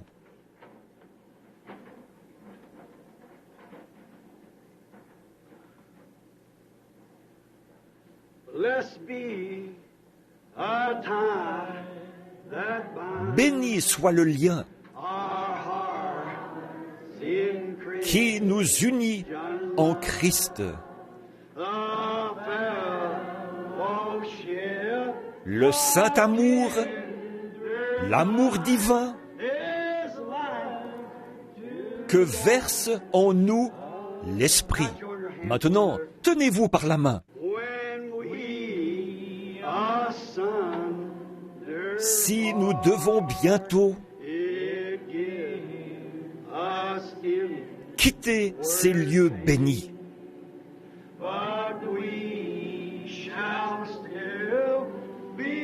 nous nous retrouverons là-haut pour toujours réunis.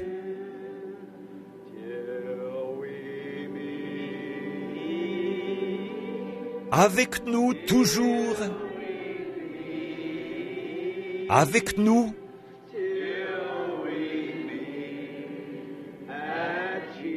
oui, il est tous les jours avec nous.